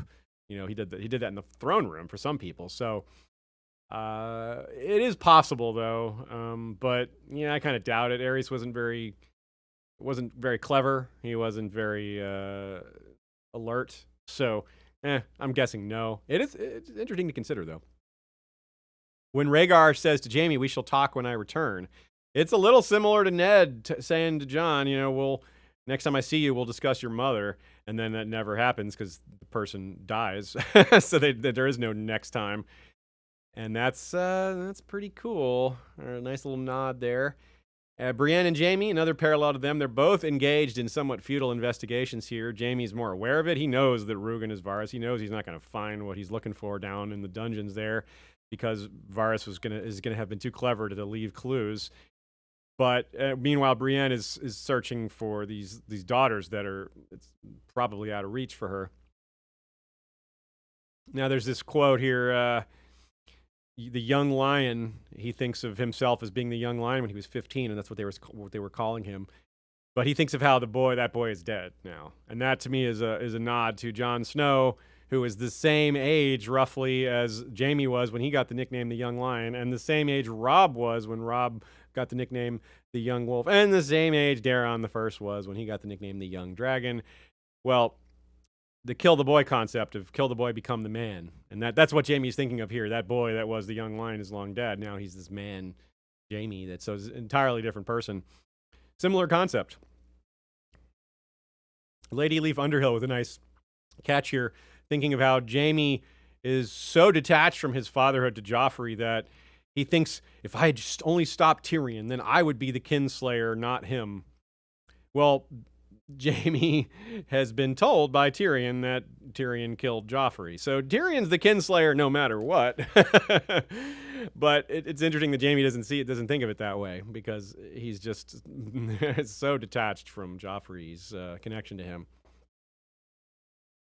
Okay, that is all for Jaime. Let's go on to another one that has a lot of vibes connecting them. We get to go Jaime or Cersei, then Jaime, then Brienne, all in a row. And it won't be the only time we do that in this book. This one is the one with a new squire and a new shield, a.k.a. Dusken-Tales. Yeah, I like that you looked over to me for the woo. That's right. I'm starting to think just real quick, if anyone doesn't know, I'm a huge Dusken-Tales. I'm a huge DuckTales fan. Huge. Huge, I say. She says. So I'm starting to think that Brienne's Ark and Feast may be the best embodiment of Valar Rereadis. She's going around, not meandering, but not rushing either. Paying close attention to details, learning the history of lesser known but important places. Just replace her fighting skills, which I certainly don't have, with an obsession for A Song of Ice and Fire, which I do have. So, yeah, that's really describes what we're doing here, right? We're not rushing, but we're not meandering. We're paying a lot of attention to details, maybe too much. No, learning the history of lesser known but important places. Yep, that's what we're doing. Yeah, but this chapter is particularly special in that regard because some of the history she interacts with is her own history, but she doesn't even know it. But we do because we pay close attention to the details, and that's why you're here, because you pay close attention to the details, and we are united in that love of paying close attention to the details. The chapter starts with the following line. The gates of Duskendale were closed and barred. No, but not for long. She gets in pretty quickly. Duskendale is where Brienne repaints her shield and meets Pod soon after. Maidenpool is where she goes afterwards, and not in this chapter, but in the next chapter. And she's going to interact with Randall Tarley, Hyle Hunt, and eventually Nimble Dick Crab. So that's what this is setting up. Here we learn not just older history, but the recent history of the area, how the War of Five Kings impacted Duskendale and the surrounding countryside, and how those two things sort of mash together. It's really interesting how George takes this old atrocity of Duskendale and the defiance of Duskendale and all the things that were done then. It wasn't that long ago, 17 years or so, and merges it with the story of Duskendale recovering now. It's quite cool. Given the nature of her quest, she thinks about Sansa and Arya and tries to consider what their thought process might be. She's trying to unpack, well, where would they go if I were them? But note how much of this quote refers to blood connections. Or would she seek her own blood instead? Though all of her siblings had been slain, Brienne knew that Sansa still had an uncle and a bastard half-brother on the wall, serving in the Night's Watch. Another uncle, Edmure Tully, was a captive at the Twins, but his uncle, Sir Brynden, still held Riverrun. And Lady Catelyn's younger sister ruled the Vale. Blood calls to blood. Sansa might well have run to one of them. Which one, though? She's pretty close to that Lysa idea, and that's except for her really being like, yes, Lysa, that's who I'll go to. Yeah, the one who's, except for the she choosing wasn't that. Motivated by blood. Yeah. And you got to figure there's a decent chance the same thought process occurred to the Mad Mouse, because as we talked about last time, the Mad Mouse does go to where Sansa is, does figure out where Sansa is, apparently, or at least goes to the right location, and it makes sense that he would have thought this through similarly, like, well, if I was Sansa, I would go to my aunt, or at least consider my aunt. She makes the most sense to go to. Other than being dead, but yeah. Closer, Riverrun is super in danger. Yeah. The Vale is much safer and is closer than the Wall. Yeah, the Riverrun is literally under siege at this moment, so yeah, it's not like, it's just, what good would it go there, even if Sansa was there? It's like she's not going to get Sansa. So in addition to Brienne's own bloodline discussed between the lines, we have the front and center discussion of houses Darkland and Hollard, which are essentially gone now. House Darkland used to be kings. So here we go, back with Yennefer Longwaters' conversation. Do the long-lost descendants of House Darkland on the female side have royal blood too? In this chapter are mentioned other offshoots of the Darklands, the Darks, the Darkwoods, the Dargoods. They weren't killed off by Aerys. So what about them, right? Well, here's a quote. Lord Dennis was the last of 'em, the sweet young fool. Did you know the Darklands were kings in Duskendale before the Andals came? You'd never know to look at me, but I got me royal blood. Can you see it? Again, it's the same thing, right? It's just everyone, it's this wonderful theme here of, we've all got royal blood. George has really put his finger on the scale for this one, and I love it, because I definitely didn't see quite how prominent this theme was the last time I read this book, or I never, to be honest, I've never put the books under the microscope that I have that we're doing under Valar Rereadis. And also, it comes after having been obsessed for so many years. So it's always cool when we realize something that we took light note of is actually something much bigger. So it's so pervasive, it's great. The Maester at Duskendale tells the story of the Lace Serpent, who is the last Lord Darkland's Myrish wife, Sorala, who most seem to blame for what happened to the city. That seems pretty crazy to blame her for it, but, well, they claim she poured poison in his ear, a metaphor for manipulating him, and maybe she did. I don't know. It doesn't sound very realistic. It sounds more like straightforward sexism and xenophobia because she's also a foreigner. The Lord makes all the decisions. He's the one who has the last say in it. Well, so it's kind of strange to blame her when he's got the final say. But I mean, maybe she was given good advice. Maybe she was given good advice, and maybe she was like, "Don't do this." Who knows? I mean, we just don't know. The point is that we know so little that the exact opposite could be true. That's how little we know about it. Speaking of parallels here, the story of the Defiance of Dusken-Tales has a parallel in Fire and Blood. Lara and the Rhaegars are blamed for the Lysine Spring, and that causes the secret siege where Aegon III is, trapped in his own castle, and a lot of people aren't even aware of it, that it's happening. The king is under siege in his own castle, and people don't even know about it because it's all happening within the Red Keep. Aegon and his wife, Lara Rhaegar, were trapped inside Maegor's Holdfast with only about 20-some, 30-some other people. And, well, people went in undoing all that. The fallout from all that was trying to blame the foreign influence on the king, saying, well, we don't want to blame the king, but blame his foreign wife and her influence. Same business here. They're trying to blame the foreigner for something that doesn't really have a foreign tinge to it. I mean, rebellion, demanding better tax policies, like what's foreign about that? There's no, it's all very domestic stuff. Again, it could have come from her, but I mean, it's easy to see that it's probably nothing to do with her at all. I mean, it's true in countries today. Yeah, right? Yeah, you're right. Have some other concepts, becoming popular, political concepts, and people are like, that is, Russian or yeah. etc. We're not going to get into that, but it's true. Yeah, I mean, just xenophobia is just rampant. Yeah, throughout history, right now, etc. Exactly. So that's the point. Don't take what's being said here as the true story. Just listen to what they're saying, but try to read between the lines. But it's also hard to not notice that a reason to think that maybe there is some truth to this lace serpent being a bad influence is that Cersei has just met Taena Merryweather, a woman who is definitely whispering poison in Cersei's ear, and is also Myrish, and is also really hot. So there's a lot of things they have in common here that it's hard not to notice, considering they're introduced around the same time. The lace serpent wound up horribly tortured and then burned. Well, maybe that's what's going to happen to Taena Merryweather as well, but we'll see.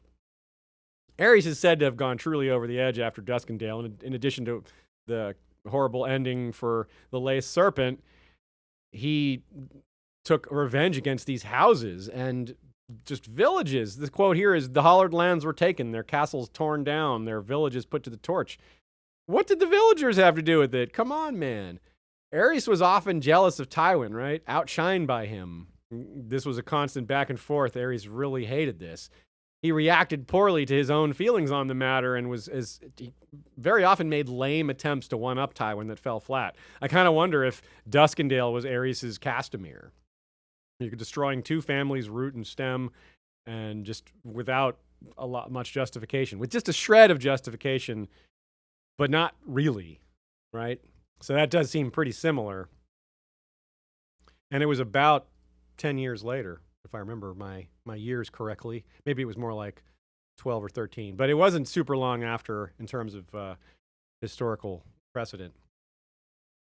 It's mentioned, too, this is another similarity here in that it's comparing it to Duskendale, or comparing it to the reigns of Castamere, is the reigns of Castamere were the second most powerful house in the West, most likely.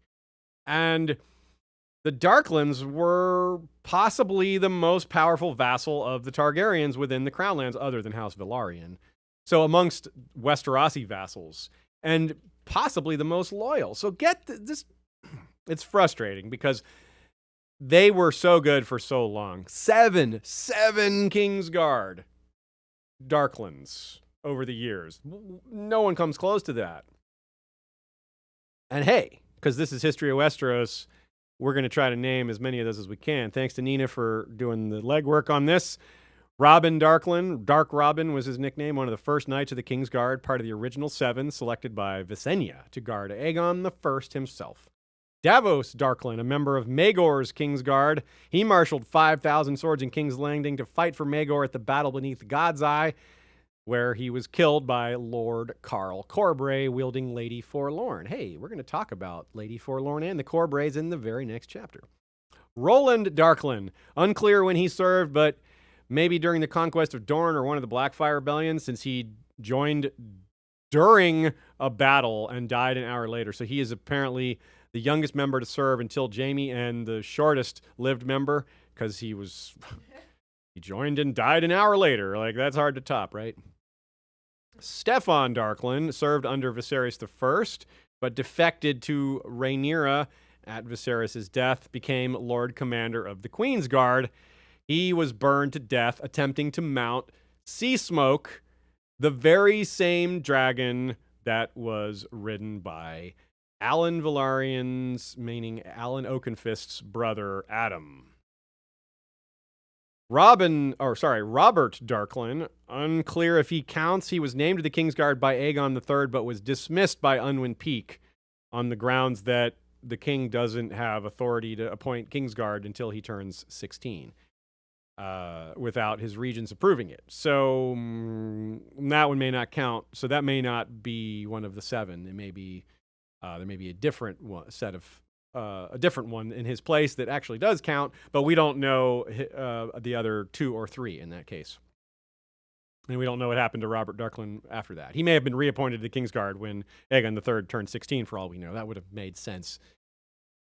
The woman at the inn mentions that she was a Dark herself. And there were 2 other Darks in Fire and Blood. Jonquil Dark, who I wish we got more on, but she was the bastard sister of Lord Darklin, who became Queen Alysanne's, good Queen Ally's sworn shield. Yeah, the Scarlet Shadow. Yeah, and then we got Harold Dark, who was a member of Rhaenyra's Queen's Guard. Also, not sure if she counts, because he counts, because Queen's Guard isn't King's Guard, and Rhaenyra's Kingsguard was maybe deemed unofficial after the fact by the history book since she kind of lost, but even though her son took the throne. It's all very confusing, what counts and what isn't. In addition to us managing to find some small amount of sympathy for Cersei, given what she's been through, we can do the same for Dantos here. Think of what Barristan did. He saved Dantos with his request for mercy. Yet Dantos' entire family and castle lands, all that was just slaughtered and put to the torch. And Dantos was just a little boy when this happened. So, it's not really... so we should probably have some sympathy for his alcoholism, because it's probably linked to that trauma. This distinct, overpowering trauma that probably makes it hard for him to want to be a real knight and want to actually fight, given what he saw at such a young age. It, of course, does not absolve him of his deeds, but it is another example of even the worst people have some aspects that we can find legitimate sympathy for, because they might occur in people that we have real sympathy for, and it's good to not be so one-sided about everything. This is a story about grays, not blacks and whites for the most part, after all. Oh, it's also about blacks and greens.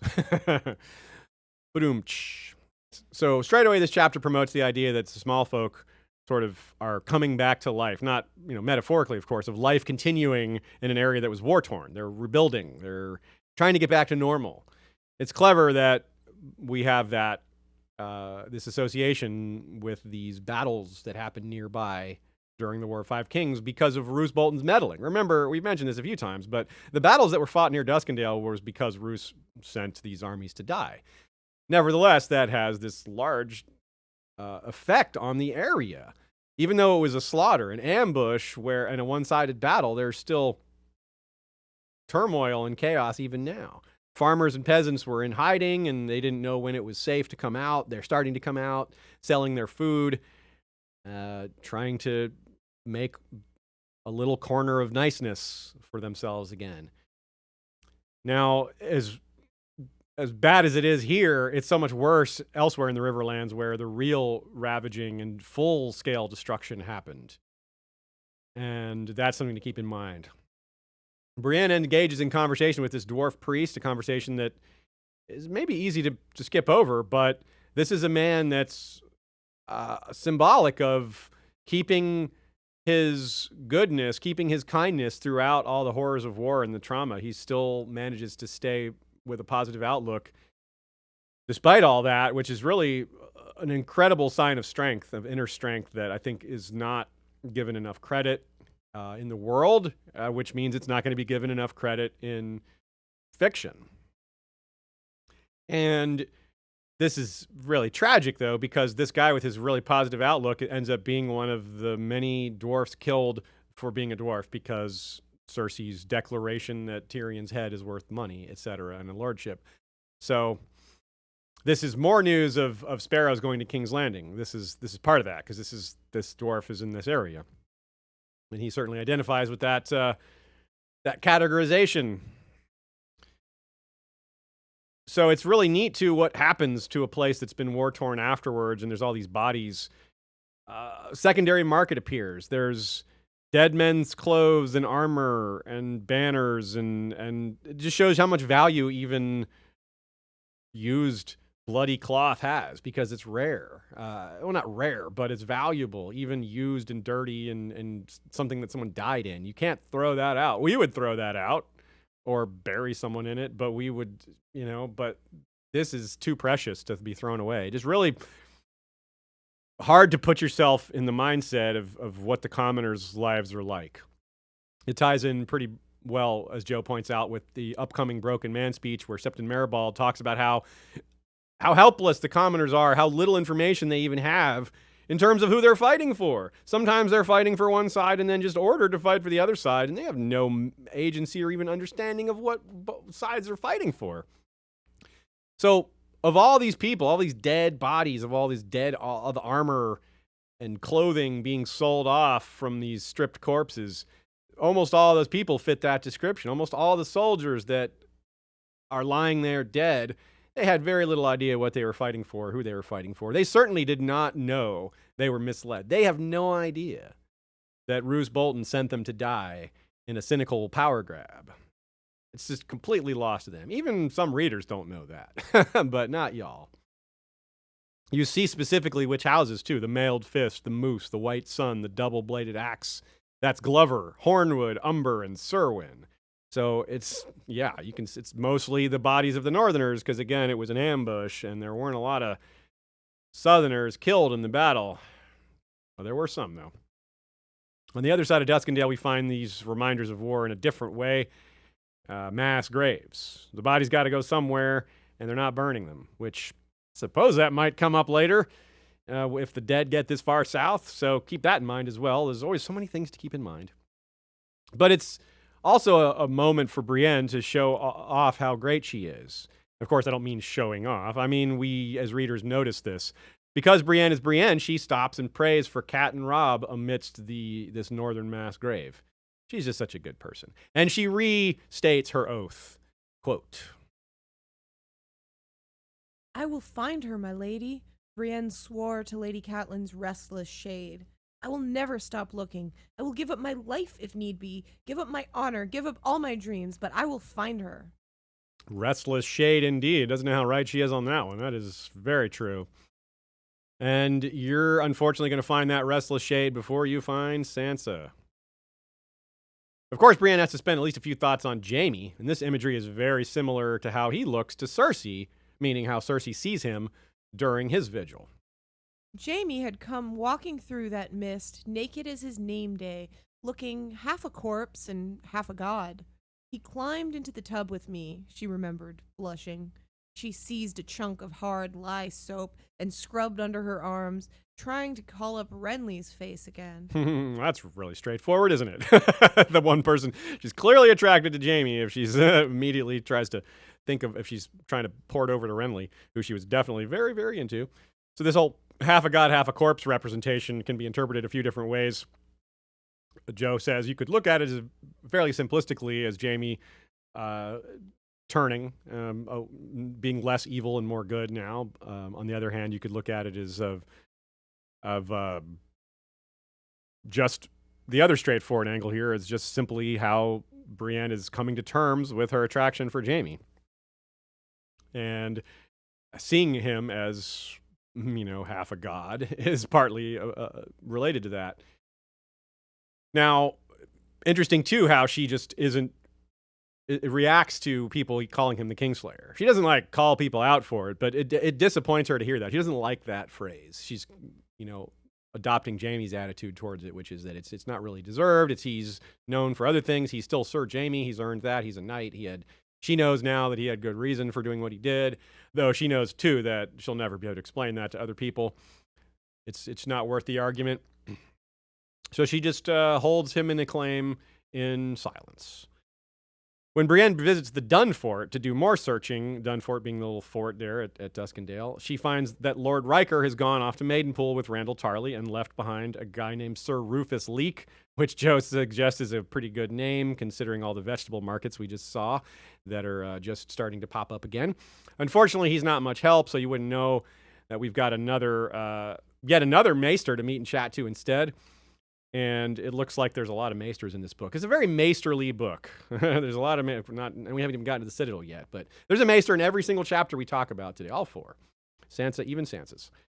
Now, House Rhaegar fought for the Targaryens, and it was Lord Rhaegar that we just saw in the anecdote about Tywin staring down the man who joked about him shitting gold. So, but we don't know if it's the same Lord Rhaegar. I think this is probably the next Lord Rhaegar, or maybe even two Lord Rhaegars later, because that was a long time ago, that anecdote about the stare down, because that was when Tywin was like 17, 18, 20, something like that.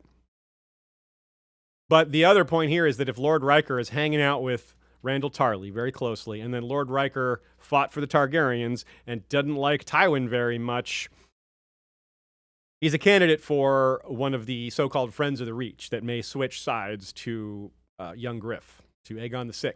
So even these little offhand comments about Lord Rhaegar matter, I think, in the long run. So the painting of the shield. This, if it wasn't clear to you already, she's painting the shield like something she saw in the armory when she was young, and it's exactly the same as Duncan the Tall's shield. And the idea that she saw a shield like Duncan the Tall's in her armory is almost a dead giveaway that Duncan the Tall's adventures took him to Tarth at some point. And recall, too, that both Dunk and Brienne seek out a dark-haired, talented painter to paint their shield. Tansel Too Tall painted Duncan's shield in The Hedge Knight, and Brienne, of course, has it done here. Other parallels, there's a lot of Dunk and Brienne parallels, but a couple more are prominent here in this chapter. I'll stick with just the ones in this chapter that I noticed. Stefan B points out one, that there's a preference for oak. Brienne likes oak shields, so does Duncan. Oak shields give more protection, but they're usually too heavy for most knights to bear. But Brienne and Duncan are in a class, not by themselves, but in a rare class of huge, extremely strong people that can actually make use of oak despite its great weight. Also, Dunk in the Sworn Sword takes 2 baths. And so Brienne taking a bath here, so notably, and having the bath scene with Jaime, when very few characters have bath scenes, is somewhat notable as well. Now, in terms of Brienne-Jaime parallels, moving away from Duncan, this comes with their sharing of an unusual companion from the same house. Brienne meets Podrick Payne and is going to help train him up to be better at fighting, while Jaime is going to start training with Sir Ilyn Payne. So it's kind of the reverse. The Payne is the trainer, and the Payne is the trained. And, of course, Podrick Payne is known for his trouble speaking properly, his speech impediment, or just his nerve. I don't know if it's an impediment, it's a anxiety thing. I guess you can call that an impediment. It's not a physical ailment. But Ilyn Payne, of course, has no tongue, so there's also that parallel between them, that there's a bit of a speech issue with them, communication problems. So it's really nice. It's a great way to end the chapter. Brienne meeting Podrick. I mean, that's a good thing for her. She's got a companion. We like Podrick. He's a good person. He's better than he deserves someone better than Tyrion, probably. And it's kind of sad that he feels abandoned by Tyrion, and part of why we feel like he deserves more. Not that Tyrion had much choice. I mean, Tyrion couldn't have run off with Podrick. I mean, what was he going to do? Go find him? He's like, Pod, I'm leaving. Come on, let's go. There was just no choice there. So I don't want to hold Tyrion too much to account there. But he's escaping from prison after all. Still, Podrick, that doesn't mean we shouldn't sympathize with Podrick feeling abandoned. He's a young boy, and, those are real feelings he's having. So I wonder what Podrick's family's like. Yeah, because he's only a cousin. He's a distant cousin to Ilyn Payne. They're not that closely related. What kind of father figure he has. I mean, you have to imagine a lot of squires. I mean, they have father figures in the knight they serve and all that, even if they have a real father. Yeah, that's true. Yeah, it'd be interesting to think about that. I think his father died young, but I'm not sure about that. So yeah, Brienne again just proves how much more knightly she is. She's on this quest. She's got the great shield. She's got her squire. That's a knight.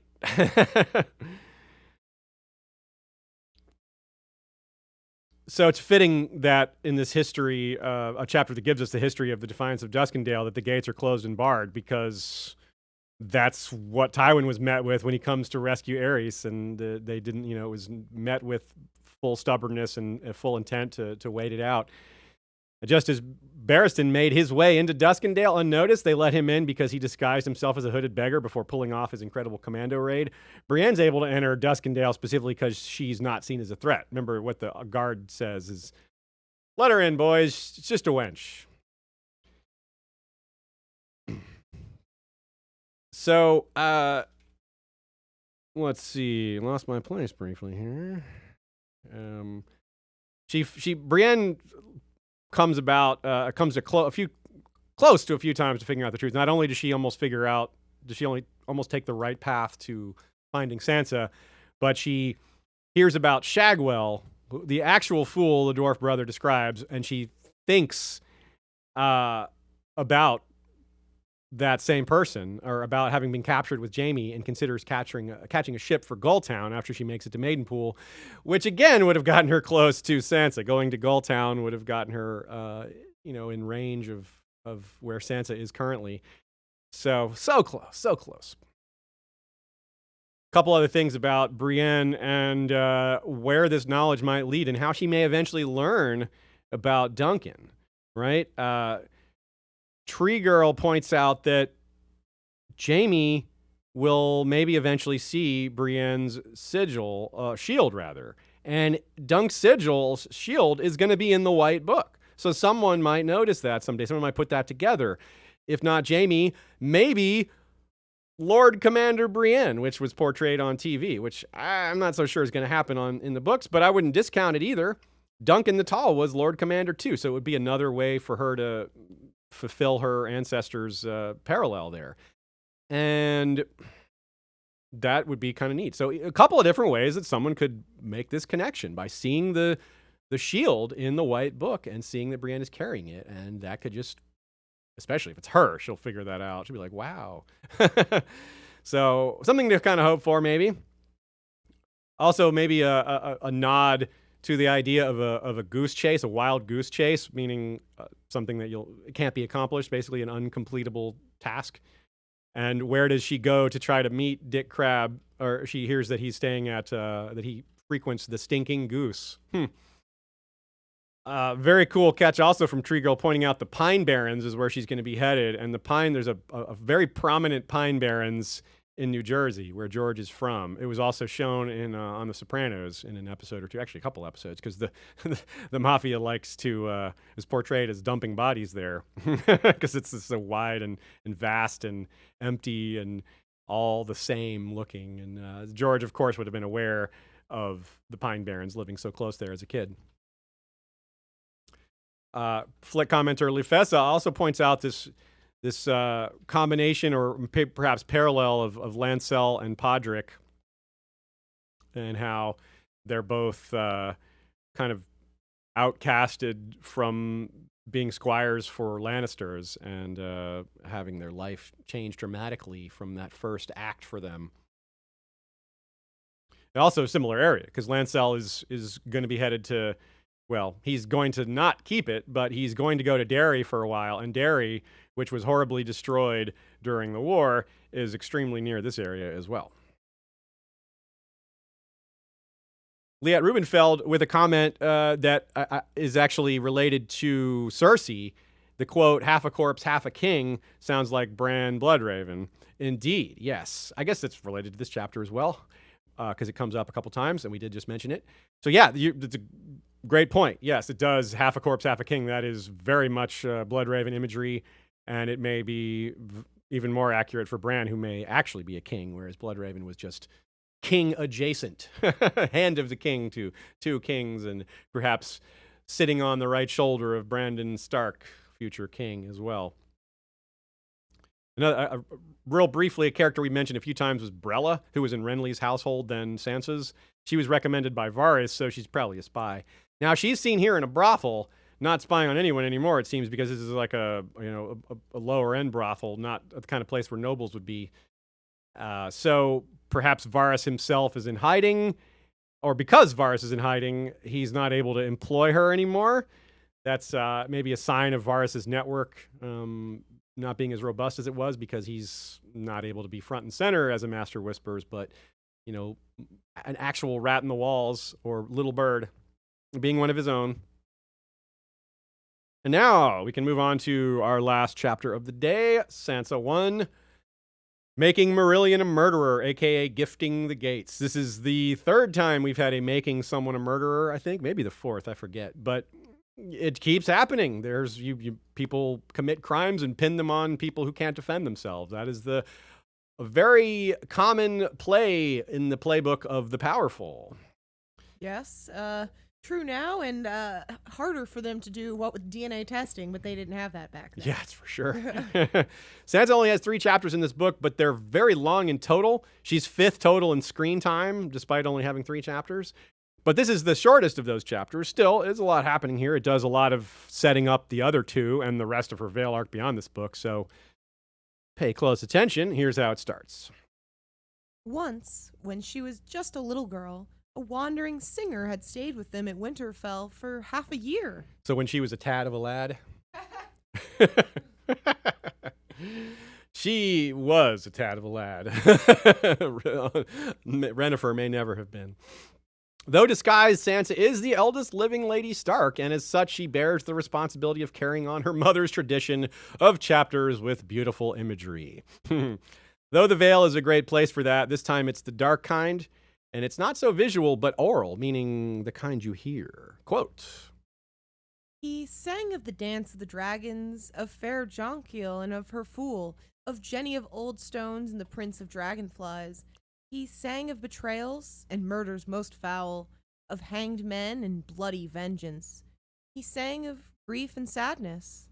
No matter where she went in the castle, Sansa could not escape the music. It floated up the winding tower steps, found her naked in the bath, supped with her at dusk, and stole into her bedchamber even when she latched the shutters tight.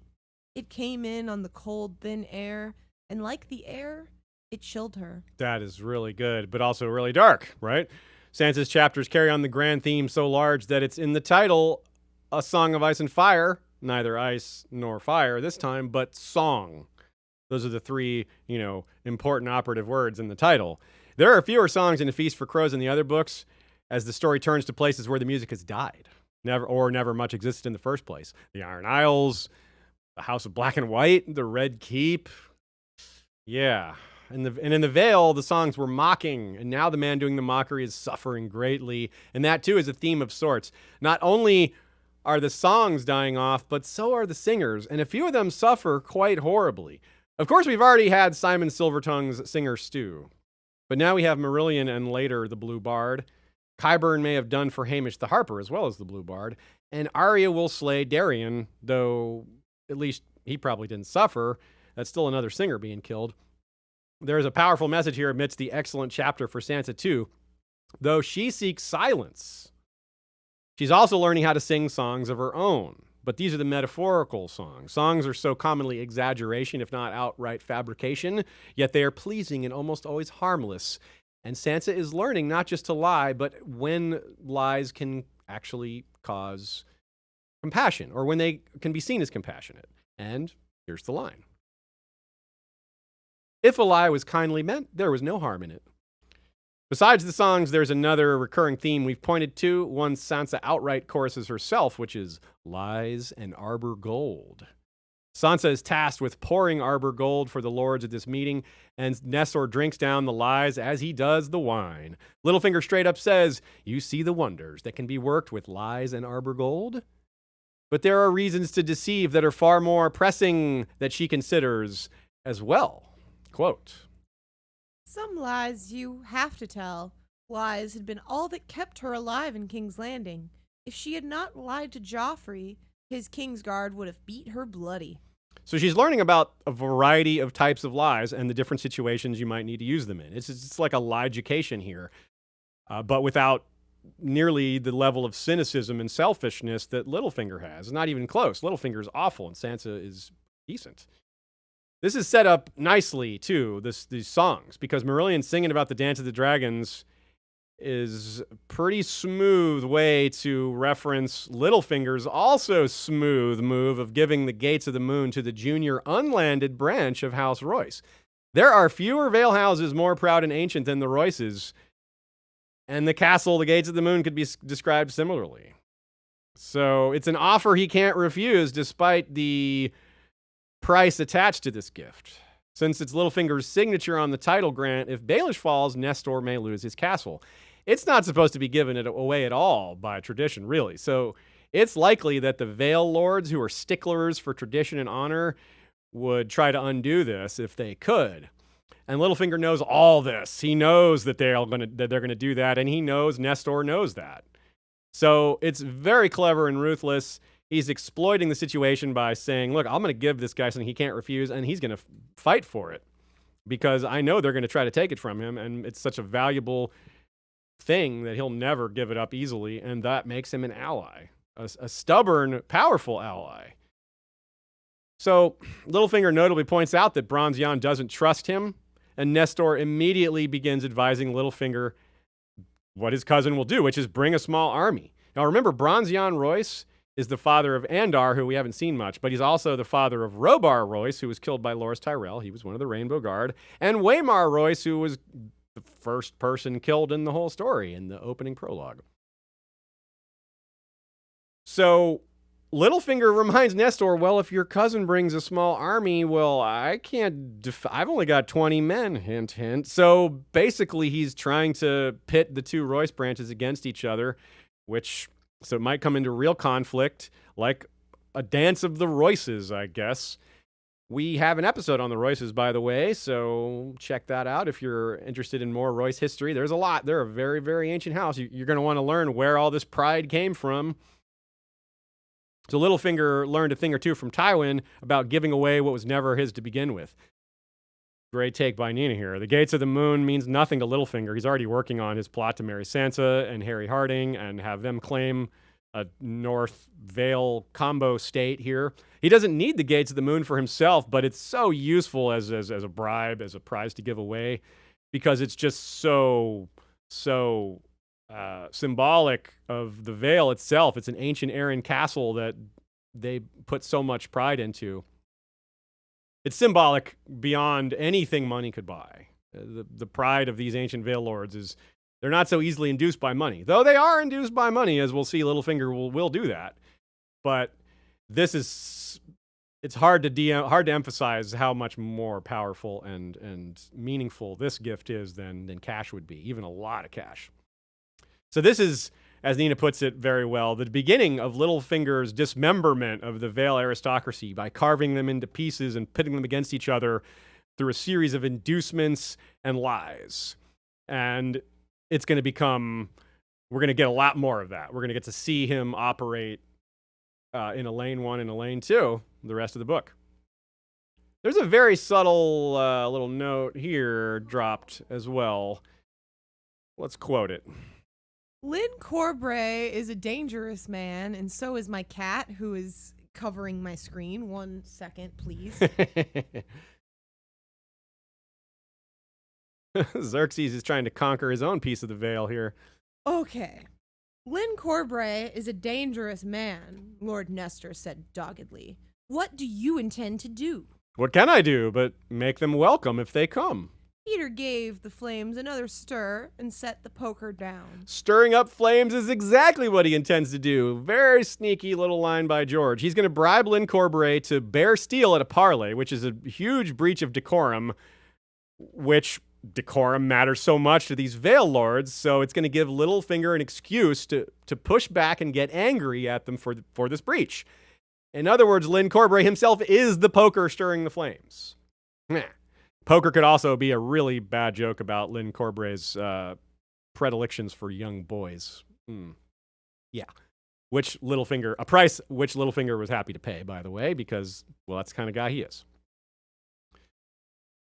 As Joe notes, we don't waste much time getting to Peter Baelish and answering some more of the big questions, as in, what's he been up to? What's he doing? What else can we learn about his personality?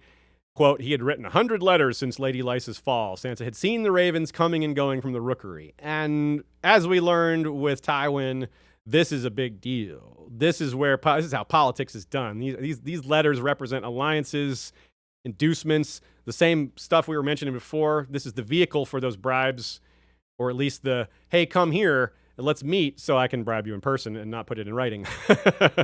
And things like that. This is all the beginning of that. So, whenever you see the ravens flying, especially when it's Littlefinger making them fly, a lot is happening. Grand plan is not too big of a term.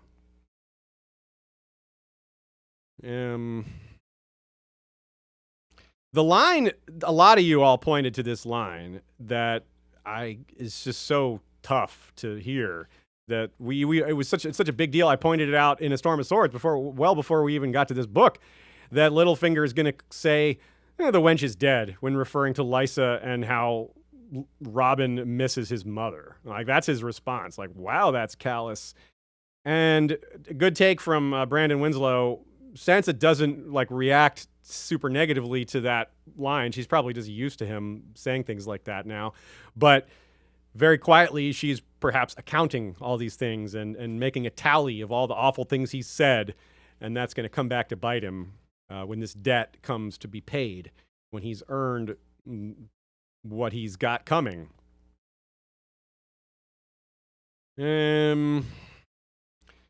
Littlefinger mentions that he told Eddard Stark to trust no one, but that Ned didn't listen. Do you realize who you're talking to? This is Ned's own daughter. It's like he's so over the top arrogant and confident with Sansa that it just really drives home the point that she's his weakness, that he just, with other people, he's ruthless and thoughtful and right on and just so difficult to manage because he's so clever.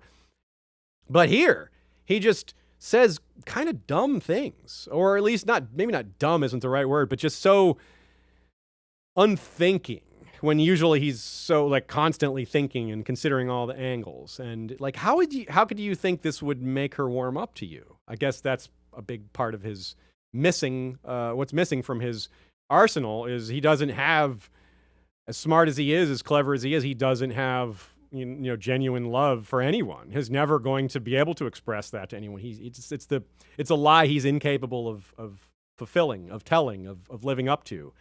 You can't fake certain things. You can't fake genuine love. And Littlefinger doesn't even really try because he doesn't understand how important it is.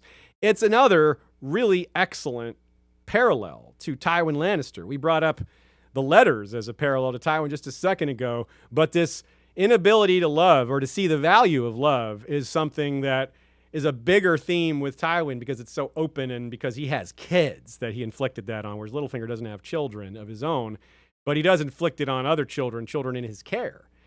So it's a very similar concept. Watch out for people that don't understand love. I mean, yeah.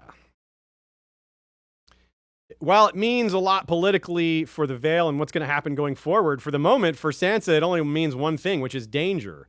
She worries her guilt is going to come out. She worries that her own nervousness is going to expose these lies that she's being forced to go along with. Exactly what you'd expect someone of her age to be worried about, right? I mean, she's 13 and she doesn't have a lot of experience lying, so she doesn't know She doesn't have the confidence of someone who has successfully lied many times, like Littlefinger has. She doesn't understand how people react to lies. She doesn't understand the type of body language you need to display when you're lying. None of these things are she used to. But this chapter, which we could have given some name about, Teaching Sansa to Lie or something like that. Maybe that should have been one of the titles we gave it. So she's going to learn now. She's going to learn the body language, the tone, the temperament, the telling people what they want to hear, why you should lie, when you should lie, how to lie, protecting yourself through lies, making people feel more comfortable through lies. All these things. And she sees these examples firsthand. He really explains this piece by piece. Like, this is straightforward education. It's not subtle. He walks her through this decision-making process with exactly how and why he lied to Nestor Royce, what he was going for, what he expected to get, what he expected the reaction to be, and then showing, as he loves to do, showing off that it went exactly the way he thought it would. As well as we also see the value / cynical value of beating people into agreeing with you. I mean, they torture the hell out of Marillion to lie, and it's one of these things that you can slide past a little bit because Marillion's so awful. He's a rapist. I mean, having this guy tortured is like, well, this maybe isn't justice, but you feel like he deserves something. So it's a good trick. George does this a lot, where really awful things happen to people who are bad and deserve something bad, but not this bad. Perhaps the most classic example is Theon. Theon deserved awful things for what he did to Winterfell, but did he really deserve to be tortured by Ramsay? I don't think anyone deserves that. So I would say no, he didn't deserve quite that much. So, very important, though. The key lie that Sansa is being made to tell, and Littlefinger is pushing it so hard that he wants her to believe it, that he wants her to say it out loud, not even in private, he wants her to say who she really is. And this is where she, again, is so much like her sister and is on a parallel arc of remembering who she is. Quote, "I am not your daughter," she thought. "I am Sansa Stark, Lord Eddard's daughter, and Lady Catelyn's, the blood of Winterfell." We see that attitude of hers, which is a right-on attitude I agree with, like a yes, queen, especially Sansa, yes, queen, right? In the show, when she talks to Ramsay kind of like this, but not internally, she says these things out loud. She's like, who are you? It's just like, and it really works because Ramsay has a lot wrapped up in his identity as a bastard or not. So, there's just many different things that Sansa's learning here, but while staying true to what matters the most. So she's understanding Littlefinger more and more, and while she's not getting outright horrified by him, which the situation does kind of justify, she's able to stay a little more detached and not go mad or crazy or go panicky by Sansa's not that type. She's usually... she'll blurt things out, but internally she's fairly stable with her thinking. She's not chaotic like, say, Cersei is. She doesn't have paranoia. Her fears are more rational and reasonable, and maybe they're more naive, but they're not paranoid, which is a big difference from what we get in some of these other chapters. Now, to be fair, as we said with Cersei, I struggle with calling her paranoid because so many of the things she's paranoid about are real things that really are coming for her. But still, she manages her thought processes with a lot of chaos and moving around back and forth and inconsistency. Things that I do not see in Sansa. Sansa has a much more ordered mind. Now, Sansa's also able to separate some of the good from the bad. As bad as Littlefinger is, she at least she notes, and maybe it's a little uncomfortable to see her give him any kind of compliment. But she's seeing how bold he is, and how, even though he's not a knight or a warrior, that what he's doing requires a lot of courage, even if it's dirty and evil. And I find that interesting because it's very insightful to separate the deed from the ethics behind it, or for the person behind it. That's pretty advanced thinking. Certainly, most of Westeros does not think that way. They associate the act with the person more distinctly, and they don't separate the person and the deed. So other little tidbits here of little evidence of Littlefinger being creepy, just the way he talks to her, when he's like, you need to believe it here, and he puts his hand on her heart, but that's her breast, and he's like, just touching her and kissing her constantly. It's just constant creepiness.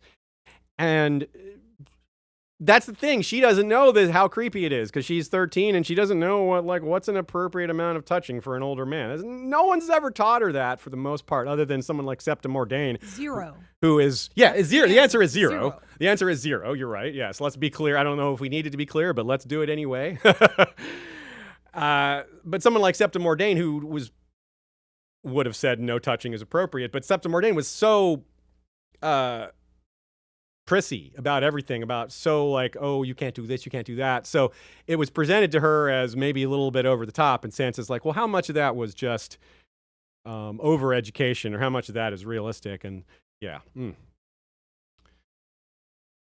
Joe Buckley points out that Tommen and Sweet Robin have a good bit in common here. They definitely do. They're young people in power that are being manipulated by people above them who are probably going to die. They both have I wouldn't say Tommen's unhealthy, but he's not a robust child. He's certainly nothing like Sweet Robin's health issues. But, I mean, he's just a boy, just a kid. Sansa helps him, Sweet Robin, onto a weirwood throne, and, a Stark helping a younger Stark, or rather relative, not Stark, but just think about how similar this might be to Bran. You know, if Sansa becomes queen later and endorses Bran to be king sitting on a weirwood seat, boy, that's some imagery, right? And especially in this chapter, we have this singer pervasiveness throughout the whole chapter where Sansa can't escape the singing. And the children of the forest call themselves singers. So we have a little bit of a vague representation here, or parallel, whatever you want to call it. The association, and of course, the association of singers and dreams is a big deal, right? The children of the forest are big with dreams and dreaming. And now Robert doesn't mention dreams, in part because they're constantly being woken up. They wake up like once every hour because of the singing, and you just don't get very restful sleep. But still, that's a bit of a nod to being kept awake. And maybe the idea of the pillows, because Sansa thinks how needs to prop Robert up on some pillows. It's almost like he's not truly connected to the weirwood throne because he's sitting atop something else that's put like a barrier that's in between them. Yeah. Couple thoughts from y'all. Scott McCloy mentions the same half corpse, half king comment. Jon as well fits. Yeah, Jon is later on. Yeah, half a corpse, half a king. That's a great point when he's dead and then crowned. Excellent catch there for sure. We had a maester in every chapter day, like I said, and that's fun. We see Mord's gold teeth in this one. Remember, Tyrion gave Mord all his gold when he delivered the message to Lysa that led to his trial by combat, that led to his escape from the Vale. And, we see where that went, right into his mouth. That's a strange place to put your gold. In fact, if Mord is ever killed or dies, or someone sees that and has the chance, I might be like, I'd kill that man and take his teeth. It's like you made yourself a target there a little bit. But anyway. Stefan B points out that while Sansa's learning a lying game here, it's another parallel to Arya, who is learning how to lie, literally the lying game at the House of Black and White. That's a great catch. Archmaester Rennie points out that the last song that Marillion sings is Alisan, which is also sung at the Red Wedding. And of course, Sansa parallel Alisan. Hello, major vibes there. There's a lot of them. I won't get into them now, in fact, but I will instead direct you to a place you can find that, which is our coverage of Alisan and her husband, the old King Jaehaerys, in our Fire and Blood episodes. Probably the best place to start is the one that's entitled The New Old Tower of Joy. Tree Girl also mentions that Marillion's singing is his revenge for his unjust punishment. That's kind of cool. Yeah, we talked about how he does deserve punishment, but not necessarily this. And he's kind of getting back at them by keeping them all awake. but it doesn't work on Littlefinger. He doesn't express. He's back and forth, isn't at the Eyrie the whole time. So the person that most inflicted it on him isn't actually impacted by it. And that says a lot about where justice should be and where it isn't. That is it for today, y'all. We are done. Last week we covered 159 minutes, 59 seconds. This week, biggest so far. It won't be the biggest of all our batches of chapters, but it's one of the biggest. 183 minutes, 35 seconds. So far we've covered 479 minutes out of the 2,030 minutes. About 23.6% of the book we've gone through. As usual, you can check the video length compared to the podcast length to see how much editing we did, how much was cut out because of our ums and uhs and pauses and cats getting in the way. Sometimes I leave that in, but sometimes we got to cut it. All right, next week, we've got Cersei and Brienne again, and two first-time chapters. In fact, two chapters that the POVs only happen once in this book, and one of them is only once ever. The first one is the Kraken's daughter, the one with an Ironborn scholar, a.k.a. and now a smart Greyjoy POV. Then we have Cersei 3, burning down the tower, a.k.a. the one with Tommen's wedding. The Soiled Knight, Kingmaker Jr., a.k.a. Be Still My Oak Heart. And finally, Brienne 3, the one with Hunt and Huntsman, a.k.a. the gang needs dick. They sure do. Mentioned in this episode, as we always do, we like to refresh you all on which of our other episodes got mentioned here, because it's a good way to get more on any topic or subject that drew your attention. I just mentioned the New Old Tower of Joy. I also mentioned the House Royce episode. I mentioned the Oakenfist episode, the Sea Snake episode. I guess I mentioned the Alyssa Farm and Sunchaser episode too, though that was more in relation to these two rather than something we directly discussed. The Dance of the Dragons episodes that we have with Radio Westeros are perhaps as relevant as ever. And of course, we mentioned the Blackfire Rebellions on top of everything. I wouldn't say we went deep into that, but we certainly talked about it somewhat. And we do have quite a few episodes on the Blackfire Rebellions. It's certainly the subtopic we have covered the most. Thanks to everyone who came today. We appreciate you showing up live and making the chat fun for our live viewers. It is one of the things people look forward to, and I'm glad that it's something that we can be a part of. Thanks to Ashea for managing so much at once, both people and cats and technology. It is quite a bit to do at once. Thanks to Joe Buckley and Nina Friel for their invaluable assistance with crafting the episode, adding their thoughts all over, inspiring me to think about things differently and bringing up things I didn't think of in the first place. Same goes for our History of Westeros mods, who do a fantastic job keeping the discussions going and sharing wonderful art along with it in our Facebook group. Also, Flick and Discord and Slack, shout out to you all as well. We've had a surge in conversation and just engagement. I think that's part of what we said when we started Feast, is it's because there's so many more unresolved mysteries. Feast is not as well known as the other books because it hasn't been out as longer. So there's more to explore for a lot of y'all. So I think that's where a lot of the extra attention is coming from. Also, thanks to Michael Klarfeld, claridox.de. I got to speak with Michael's students on Friday. He teaches English and other things to his students in Germany. And I got to get on Skype and ask questions about America, American politics, American lifestyles, just any questions they had. It was really good. They had really good questions. Also, notably, not to this, but man, his students go to school in the coolest school ever. They get to view a castle from the school. Amazing. They were really nice too. Yeah, they seemed really good kids. Also, thanks to Kevin MacLeod for the Valar Rereadis music. Thanks to Joey Townsend, Jesse Coall for our usual History of Westeros music, that is. Thanks to our Bengineer for making it all sound better. Thanks to our patrons, who, without them, we would not be here right now.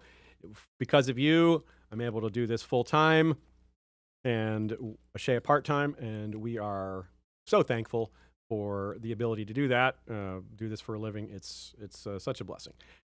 Go to watch Here Be Dragons. As usual, we're finishing up. This time we're not overlapping them. There's about 30 minutes before they start, so you got a little time. But check out Steven Stark's channel. They are covering Clone Wars Season 1. Oh, that's fun. Ashay and I are actually watching that right now. So Yes, we're way behind on that, but it's a lot to dive into. There's like 100-something episodes, right? Yeah, we're 9% into something that is about 2 days to watch. 2 full days. Which I can tell you that because I use a service called Tracked, and it tells me straight up what a big commitment I'm making. I also want to shout out the Intelligent Speech Conference, which happens every year around this time, technically in 2 weeks. I'll be one of the presenters, and it's an online conference that will probably return to be live once that's possible, but you can find how to get tickets for that at intelligentspeechconference.com, or just come to our Facebook group, or just send me an email, and I'll point you in the right direction. Like I said, I'll be doing panels, and so will a lot of other podcasters and great people who are smart that you'll want to listen to, or at least check out what they have to say. And that's it. Thank you, everybody. We'll see you next week for more Valar Rereadis.